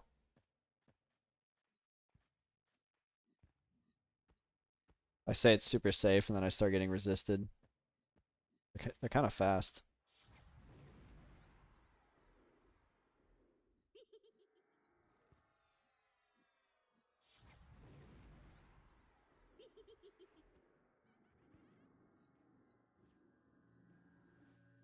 We got a couple dots on him. I pulled him at 50% mana.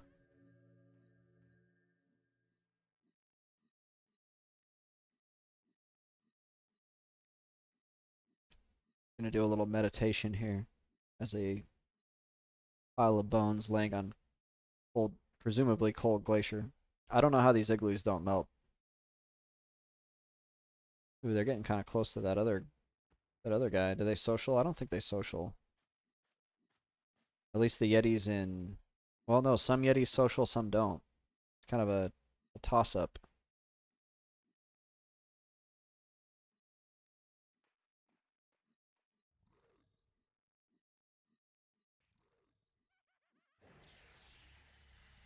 I just recommended it as a waiting for Oowomp spot. Redland Yetis are good. I've done those on my enchanter. Ooh, we got us a. Oh, it's a chunk of ice. I thought it was a flawless turquoise. Those are good too. Redland Yetis probably have. They usually have people at them though. This I'm not gonna have to deal with any people. I'll be right back. Stick around in about 2 minutes. Be back to do some more grinding.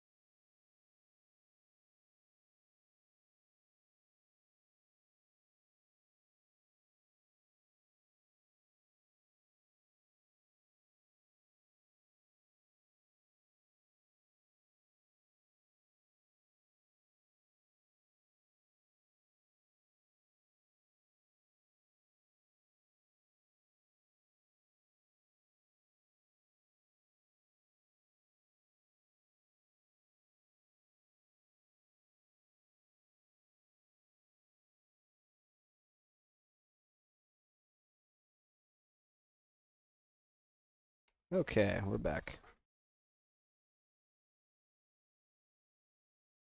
I've switched over from energy drinks to coffee.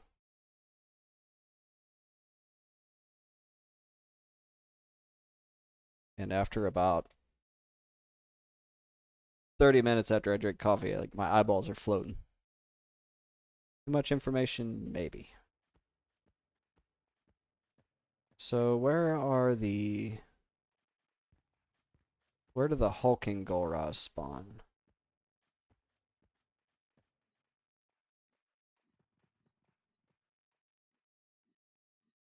Yeah, I just had to stop the energy drinks. They get you like spiked early and then you're like tired afterwards versus coffee or tea is more like you get the caffeine effect without feeling completely exhausted when you're done with it. Especially a good dark roast. I got a good dark roast coffee I just bought. There's one on the edge by the water, one by the center igloos, and then one up on the walls above. Okay, so I just gotta find the third one.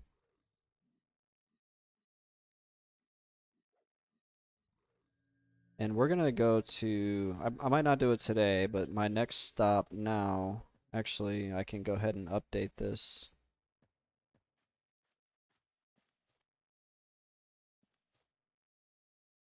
So my goals, Oowomp face is done. So Kesora Library it is.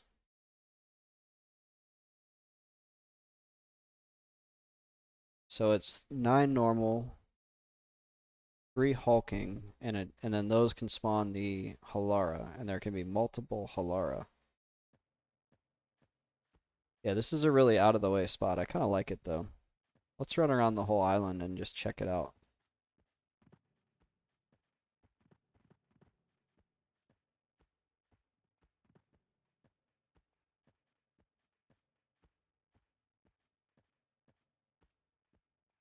Oh, there's the other hulking.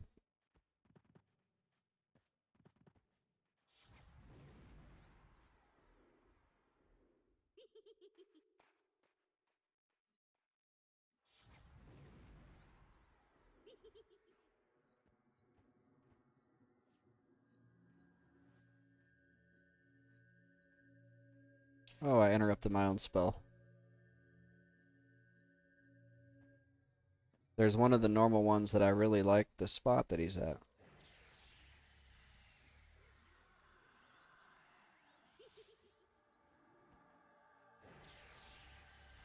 I'm gonna put a lot of dots on him so I can hopefully outdamage my pet and get the full experience per kill.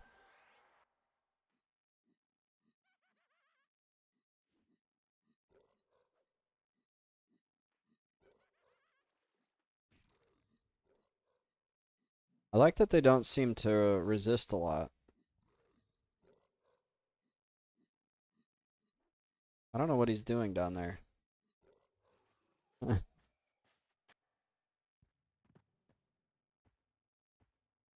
Can I loot him?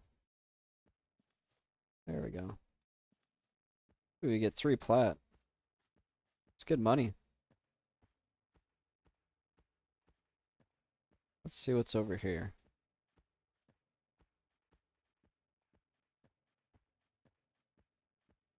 There's a regular one.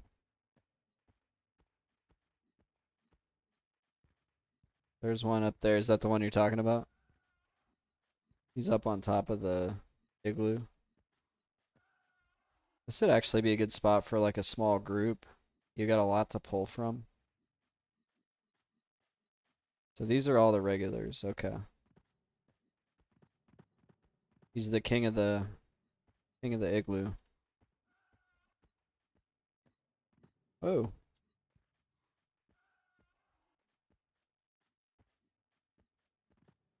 But we're the king of the glacier. I wish you could see further in this game. That's one thing I really liked about Monsters and Memories, man. I got so many good shots, like the whole zone. You can see all the way. At one point, I got a shot of like the entire Sungreet Strand all the way out, and you could see Night Harbor, which is the main city, like out in the distance. That was super cool. Thanks for the follow, Pestilent Cancer. I'm not sure why my follow didn't show up. I'll have to check what's going on with that. Because I have a new alert box that I set up, but I'm wondering if it's not working properly. So I need to take some time to fix that, and that kind of confirms it. But I do appreciate the follow, definitely. Sorry you didn't get like a cool announcement. I like having those. And I changed over from a different alert box to a new one, but clearly it's not doing what it should be doing.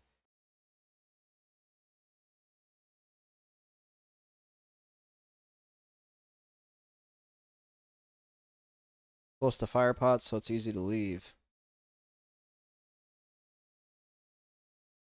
If you're not a Kunark only bro, like me, yeah. But yeah, that is a cool, like you can come out here, you can grind, and then you can go hit fire pots and go back somewhere else. I subbed to your YouTube channel the other night. Thank you for that. Been watching the down near stuff. Yeah, thank goodness that's over with. It was fun while it lasted, but I was in down near for way too long. Didn't think I would catch a stream. I need to set a schedule. Normally my streams are 7:30 Mountain Time on the weeknights though. And then on weekends, I like to I like to stream during the day, and I kind of save the weekend nights like Saturday night, Sunday night for hanging out with my girlfriend.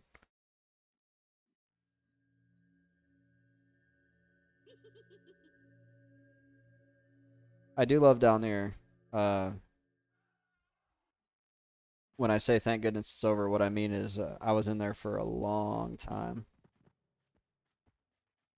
I solo crawled down near on an SK years ago and had a blast. Yeah, that's like kind of what I was doing. Well, you saw it. Yeah, like Lumpy Goo Camp down to did some imprecators. That imprecator camp took years off my life. I was doing Cly Overseer on my pally trying to get the Cly to show up for the helmet. He didn't pop. That guy's scary on P1999. That's always been kind of the joke on the stream. Like, are you going to go kill the Overseer? And I'm like, no.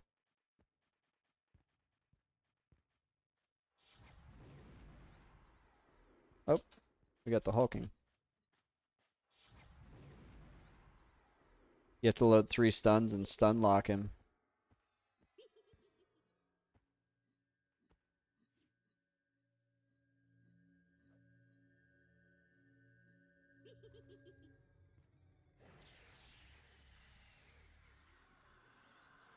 Otherwise, he stun locks you.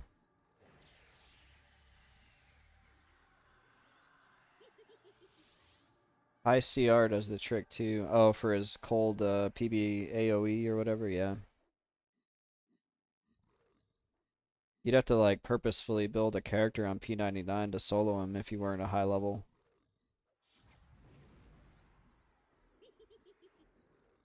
Oh, he resisted my fear.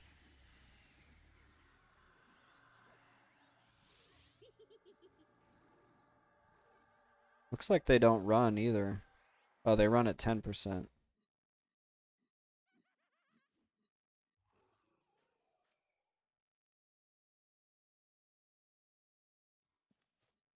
This is not a bad little spot, all things considered. You can kind of step out of range on it too. Oh, so you can watch him like he's winding it up and you can range him.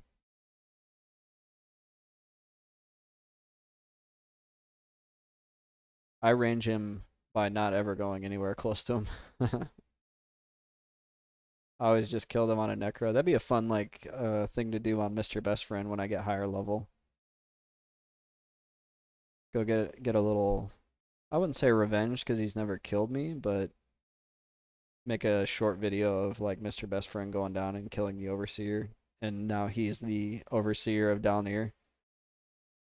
I could probably make that into like a YouTube short because I've spent so much time in down here. Have like a 60-second video of him like going in, play the Rocky theme, kill the Overseer, and then like a final shot of him like now I'm the Overseer.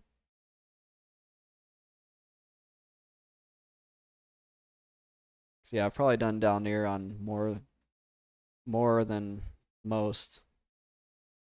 How many fighting batons do I have? I have one. Uh, I got pretty lucky on the fighting baton, the carpet lumpy, the guy who drops the fighting baton. In that I was only in there once I figured out one, I had to get in there. At one point I didn't know which lumpy dropped which items. So I was camping the wrong lumpy for like 3 hours one time. Whoops. And then once I got in there and figured out where it was really tough getting into the carpet lumpy. And then I was only in there for like an hour before I got the I think it was the gloves. Worm eaten gloves, I think. Or worm ridden glove. Yeah, worm whatever, the gloves I got. You know the thing.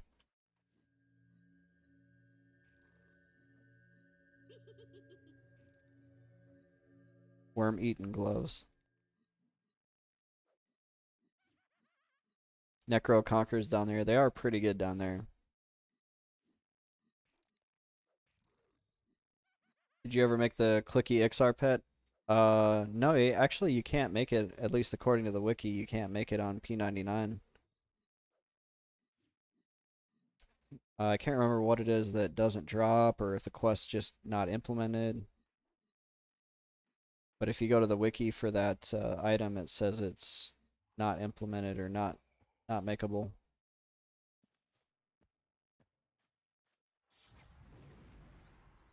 Grab that gorilla Golra.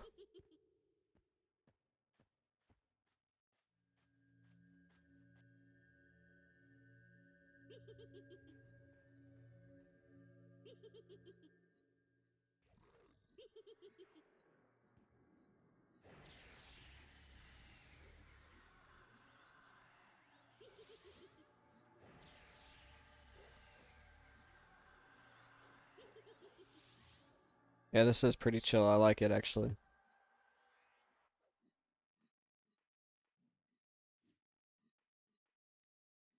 Good thing I never made any AI's way thought about it.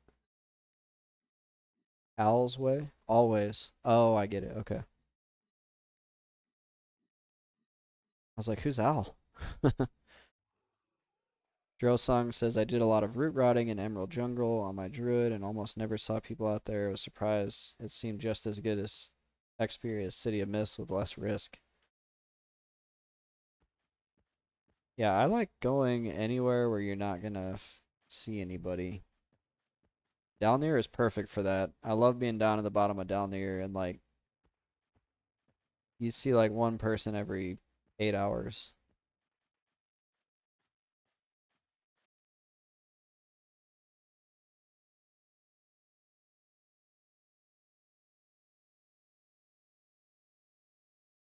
And they were never there to like mess up what you were doing either.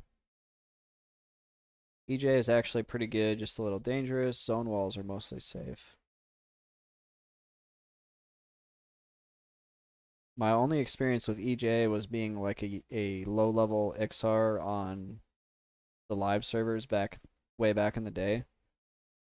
And I would go off of Kunark and do stuff, and then I would get teleported. I'd be like, I need to go back. I need to go back home because I can't bank anywhere. Although later on I could bank in Kinos, which is really cool. So I would get a port to EJ and just be absolutely terrified trying to get from the evac spot to the field of bone. And I was always like, as soon as I started seeing the color palette change to that like orange and green on the walls, I was like, oh, I'm almost home. The immersion on this game is really cool. Because you start feeling like your home city is actually like your home.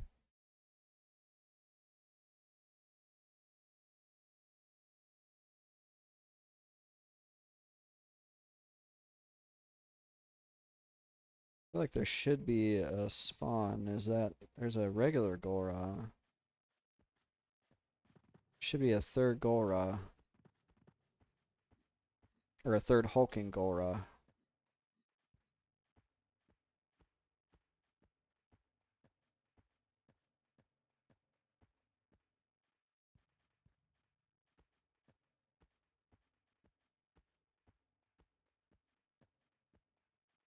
Where is he? He's not over here. It was safe root rotting as a druid. Do you root rot much on Necro or you mostly fear? I mainly fear. I probably should do more root rotting.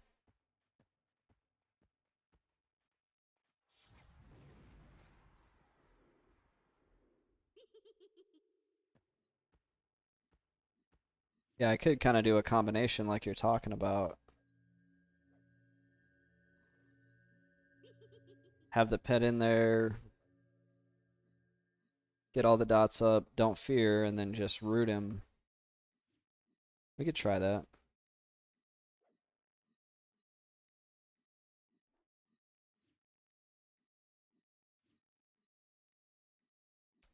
I have tap tanked. I did a lot of tap tanking on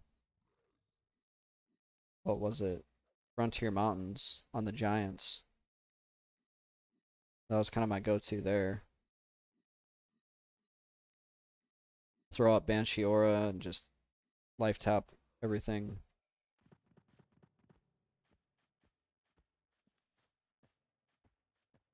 There's like good money splits off these.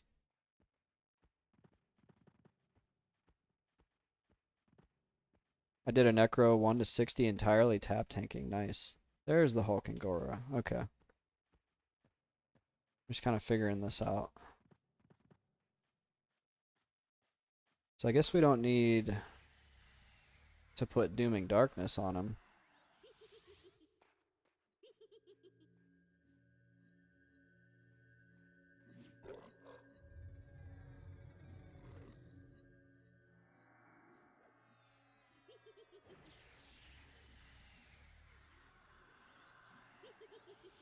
On TLP, Pet Stop will make your pet start getting out of combat health regen even if mobs are hitting it? No way.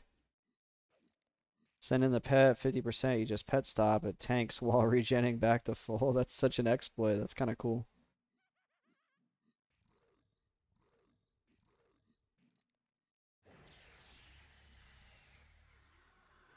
Figure they would fix that.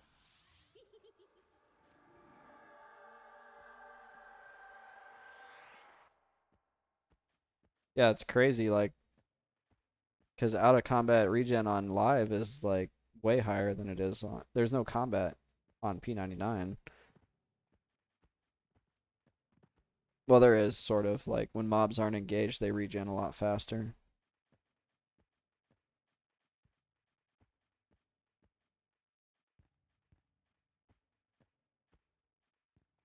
You could probably hold down those 3 or 4.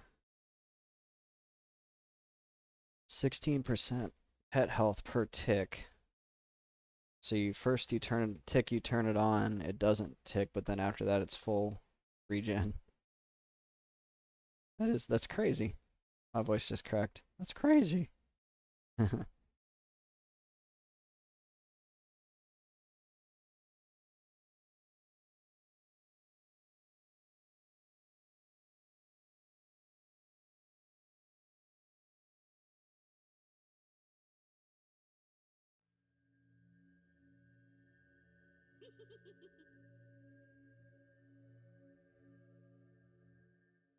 Let's see, what should I put in place of snare? I don't think I have any other dots, do I? I could just tap tank these guys, honestly.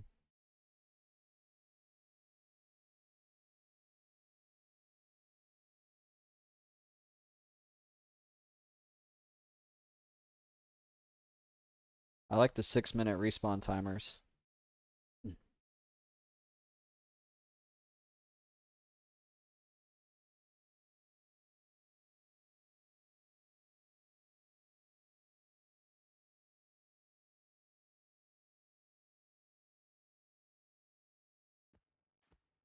I love how in this game, once you learn like a camp and a rotation, you get like more efficient at it.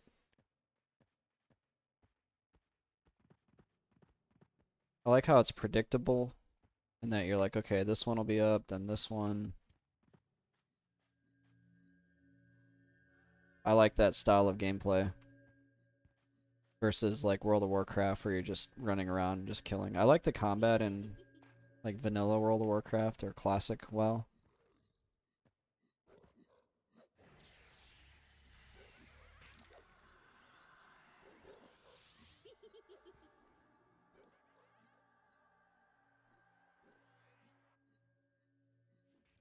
Probably could tap them, Banshee Aura, Vampiric Embrace, stack Vampiric Curse, and Leash. Apply life tabs to keep HP high.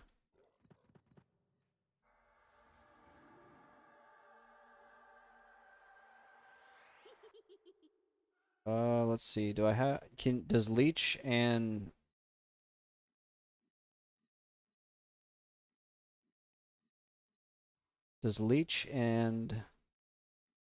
Vampiric Curse they stack? And I don't think I have Vampiric Embrace. I'll have to grab that if that's like a fundamental part of tap tanking.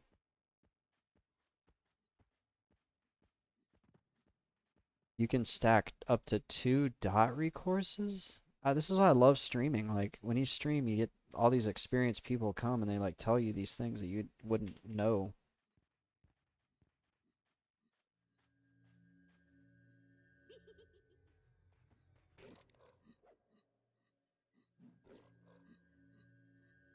Vampiric Embrace is nice because it lets you proc an extra life tap. Oh, it's Halara. Shoot. Ah, I don't know if we're going to tap tank this guy. Might need to do a little root rotting here. I was like, why is this guy going down so slow?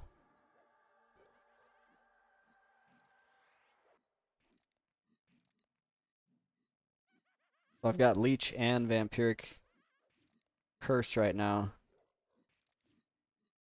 Alright, we're gonna root him here and we're gonna root him now.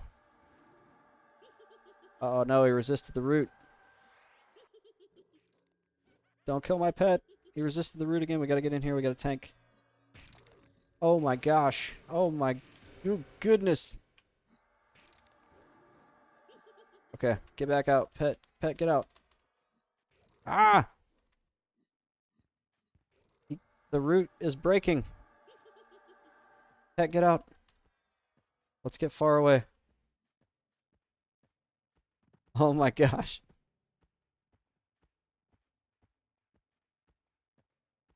Okay, we are gonna go for so many things. We got fear. Pet needs to sit down. Yeah, he's tough. Okay, we're gonna like let's do Dooming Darkness. We're gonna try to, as soon as root breaks, we're gonna try to hit him with a snare and then a fear. Yeah, I'll just have to remember to pay more attention because I was thinking like that was just a regular old. Oh, here he comes. Snare, snare him. Oh my gosh, he's so fast. Thank goodness that didn't get resisted.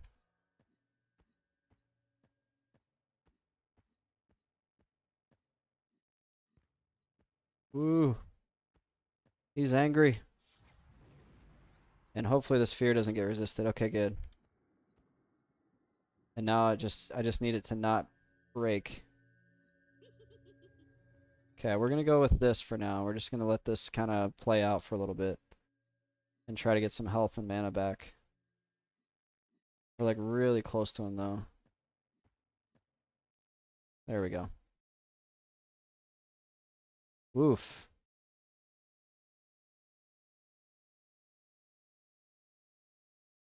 Okay, we got 10 seconds left on the fear. Let's try to get a new fear on him. Okay, we got a new fear on him.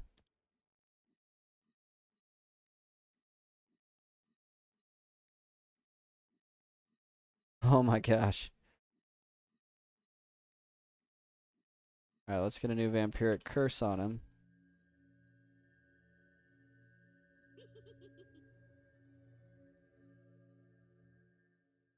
Hopefully fear doesn't break.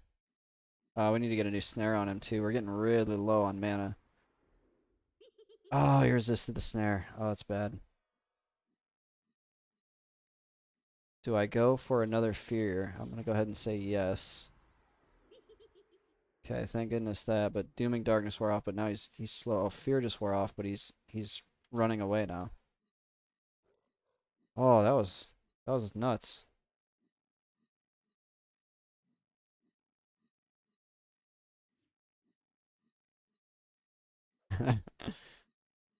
I'm gonna go ahead and pat myself on the back a little bit. I played that off pretty well. I will never claim to be like a professional necromancer.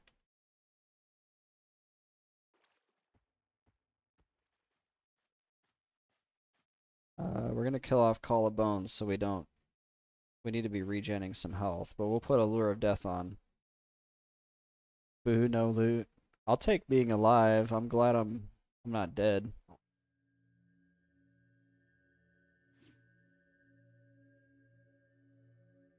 Let's see.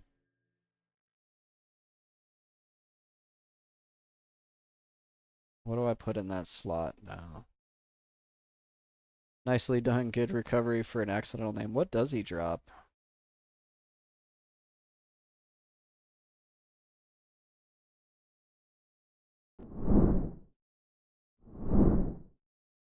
He drops Gray Fur Cape, which I can't use, even though I wish I could, because it's got HP on it. Furline Mask, which I also can't use. And Ground Spawn Crushed Diamonds for cannibalization. Yeah.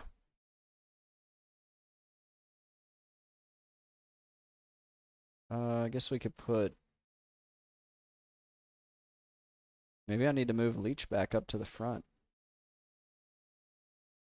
Now that I know you can.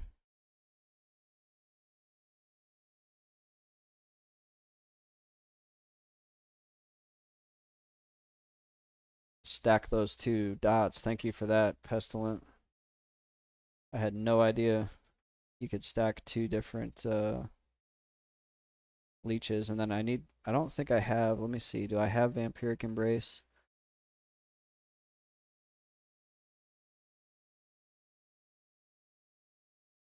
I don't think so. I think that's one of those spells that I was like, I'm not going to use this. That always gets you.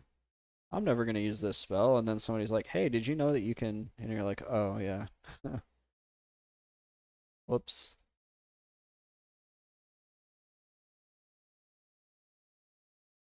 It's a level 8 spell, and I never bought it. Oh, but I have to be able to attack, and I don't have a... I guess I could put this there and get rid of the Wand of Pain. Because I'm like, I have no auto attack right now. Unless I want to throw that on there. The Sarnak Ceremonial Dagger.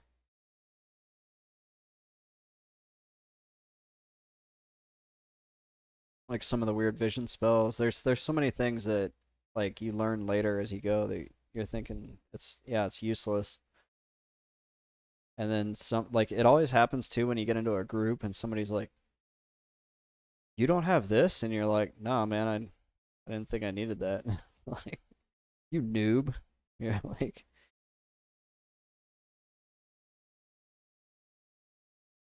look up Cankersore on YouTube. Lots of tap tank stuff. Nice, I'll do that. Thank you.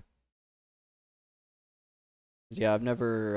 I'm not gonna say I've never tap tank, but I've not done a whole lot of tap tanking.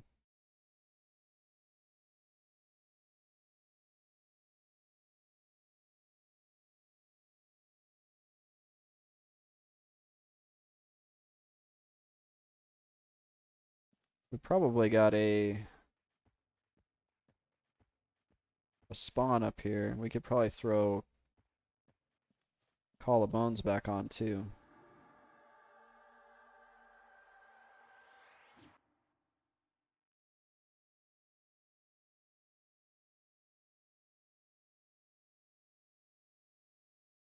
Oh, you have a channel too. Link your YouTube and I'll sub your YouTube. Let's see. We want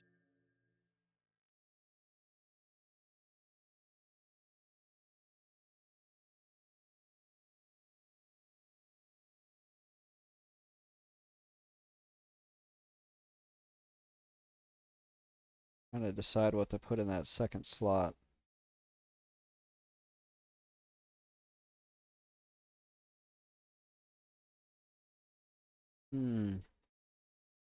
Guess we'll put a snare for now.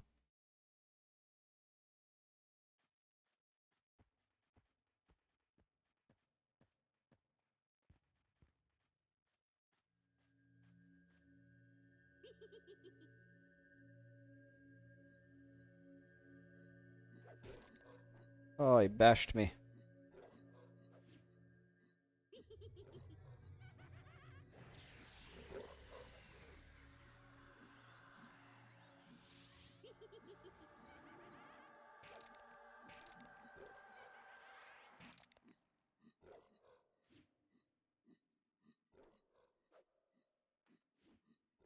Let's see. Now I'm gonna have to make a auto attack hotkey again.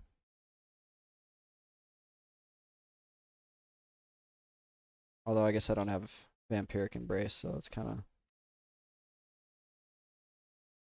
I didn't know the lifesteal on the Vampiric Embrace scaled. That's really cool. Oh, that can't be on there.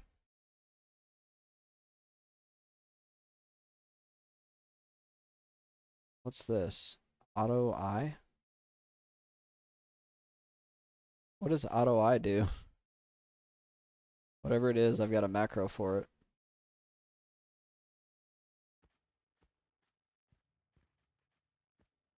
I just tried out an agility focus warrior. Oh, is that one where it just puts it like you can click it and it just puts it right in your bag or something?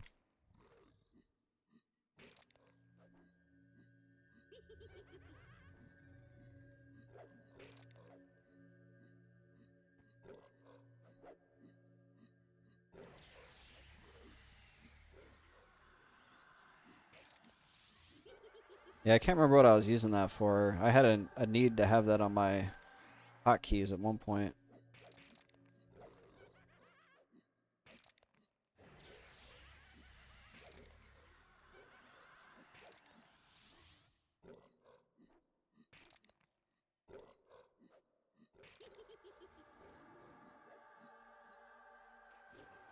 Oh, that's what it was. It was when I was foraging for everything and was constantly dropping forage stuff on my cursor and then having to put it in my bags. I've turned off the auto foraging. I got sick of it.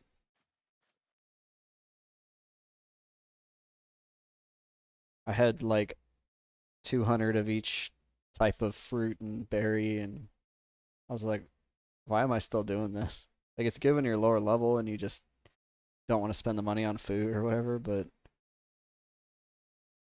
yeah, I was like, why is this still here?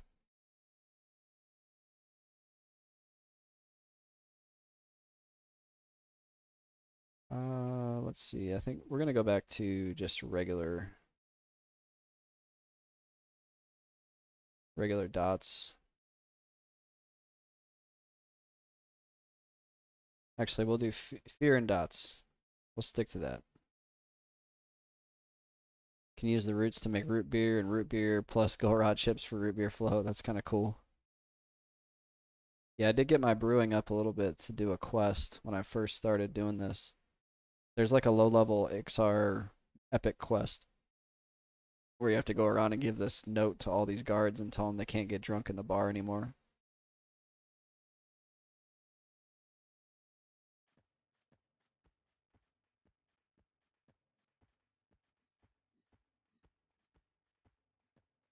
I don't even think it gives you like a good reward. I just thought it was cool to do. I never finished it though. It's a really long quest. It's got like 18 steps. It's one of those neat flavor things that doesn't have any practical, like real practical use. Oh, there's another Halara. I'm glad I noticed that before I pulled him.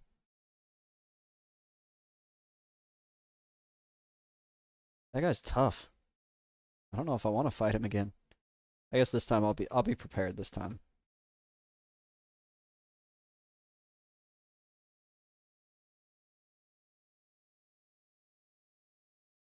We'll go full mana. I think I'll send the pet in first, get a snare on him, and then fear him and just completely dot him up.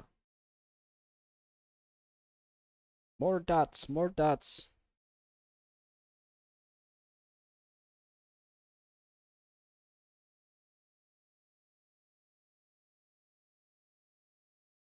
Oh, here's what we should do too. We'll buff our pet. We're not playing around this time, Halara.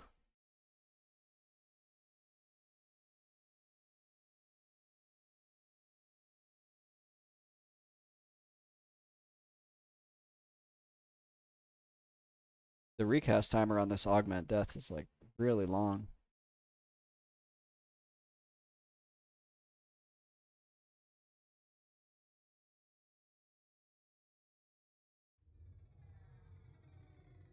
He's toast, yeah. He's in trouble. He doesn't know it yet.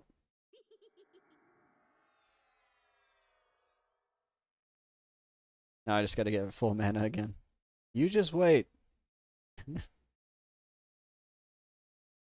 It's like the Family Guy Aquaman skit where she's like, Aquaman, get out of the water and help me. He's like, yeah, bet you're glad you're not doing that over here. You'd be in real trouble. Oh, you're in trouble now. Did the fish come out? Fish jumping around next to him. Pet, go. Go get him. There we go.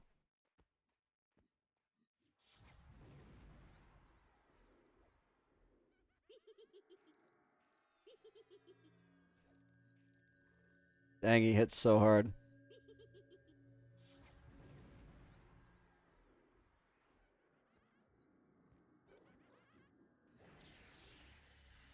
He's got a lot of health too. Oh no! Can I hit him while he's in the water? Nope. Oh, that's bad. I guess we'll just oh shoot. Come back, pet.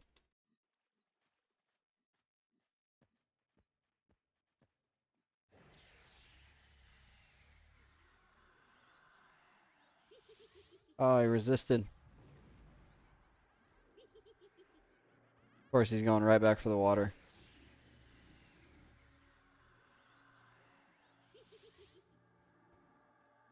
Alright, here's the big dot. Scourge is the big dot.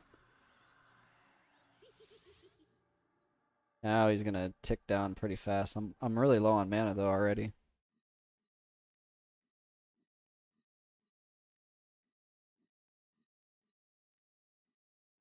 As soon as I see that fear drop, I'm gonna have to pull my pet off him. And his snare is starting to drop as well.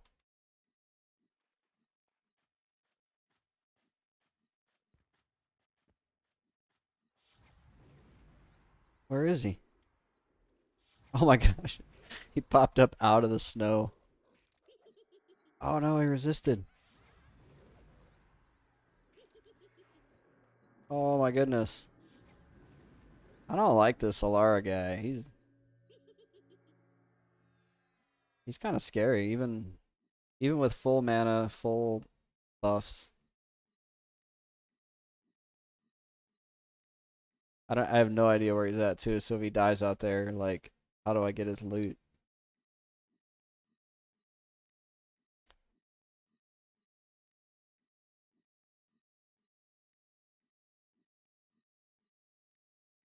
He's gonna die here pretty soon.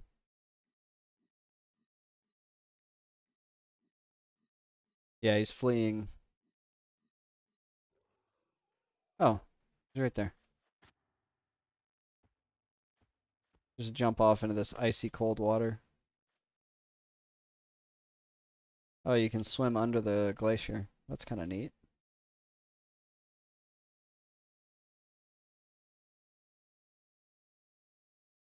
Hopefully I can get back up on the glacier. There we go.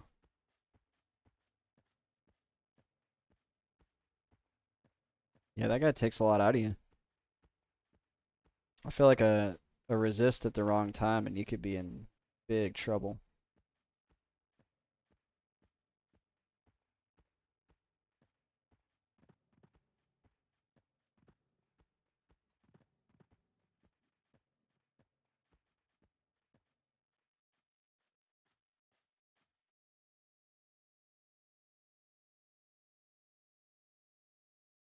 Well, I think it's about time for me to call you. It's almost 7 o'clock. I've been up for 4 hours. Wow. So yeah, thank you guys for stopping by. I got some new people in here, a lot of chat going on, so really appreciate that. Thanks for spending your time here with me on this Saturday. If you guys haven't already and you like what I'm doing here, drop me a follow if you want to. No big deal if you don't though. And also, if you want to check out my YouTube, there's a lot of good stuff on there. And for my YouTube viewers who are watching this later, thank you so much for your viewership. Together between Twitch and YouTube, you guys are what encourages me to keep going on this project and the other projects that I have going. So, with that being said, this is the Amamocracy. Thank you for watching, and I want to encourage you all to stay classic.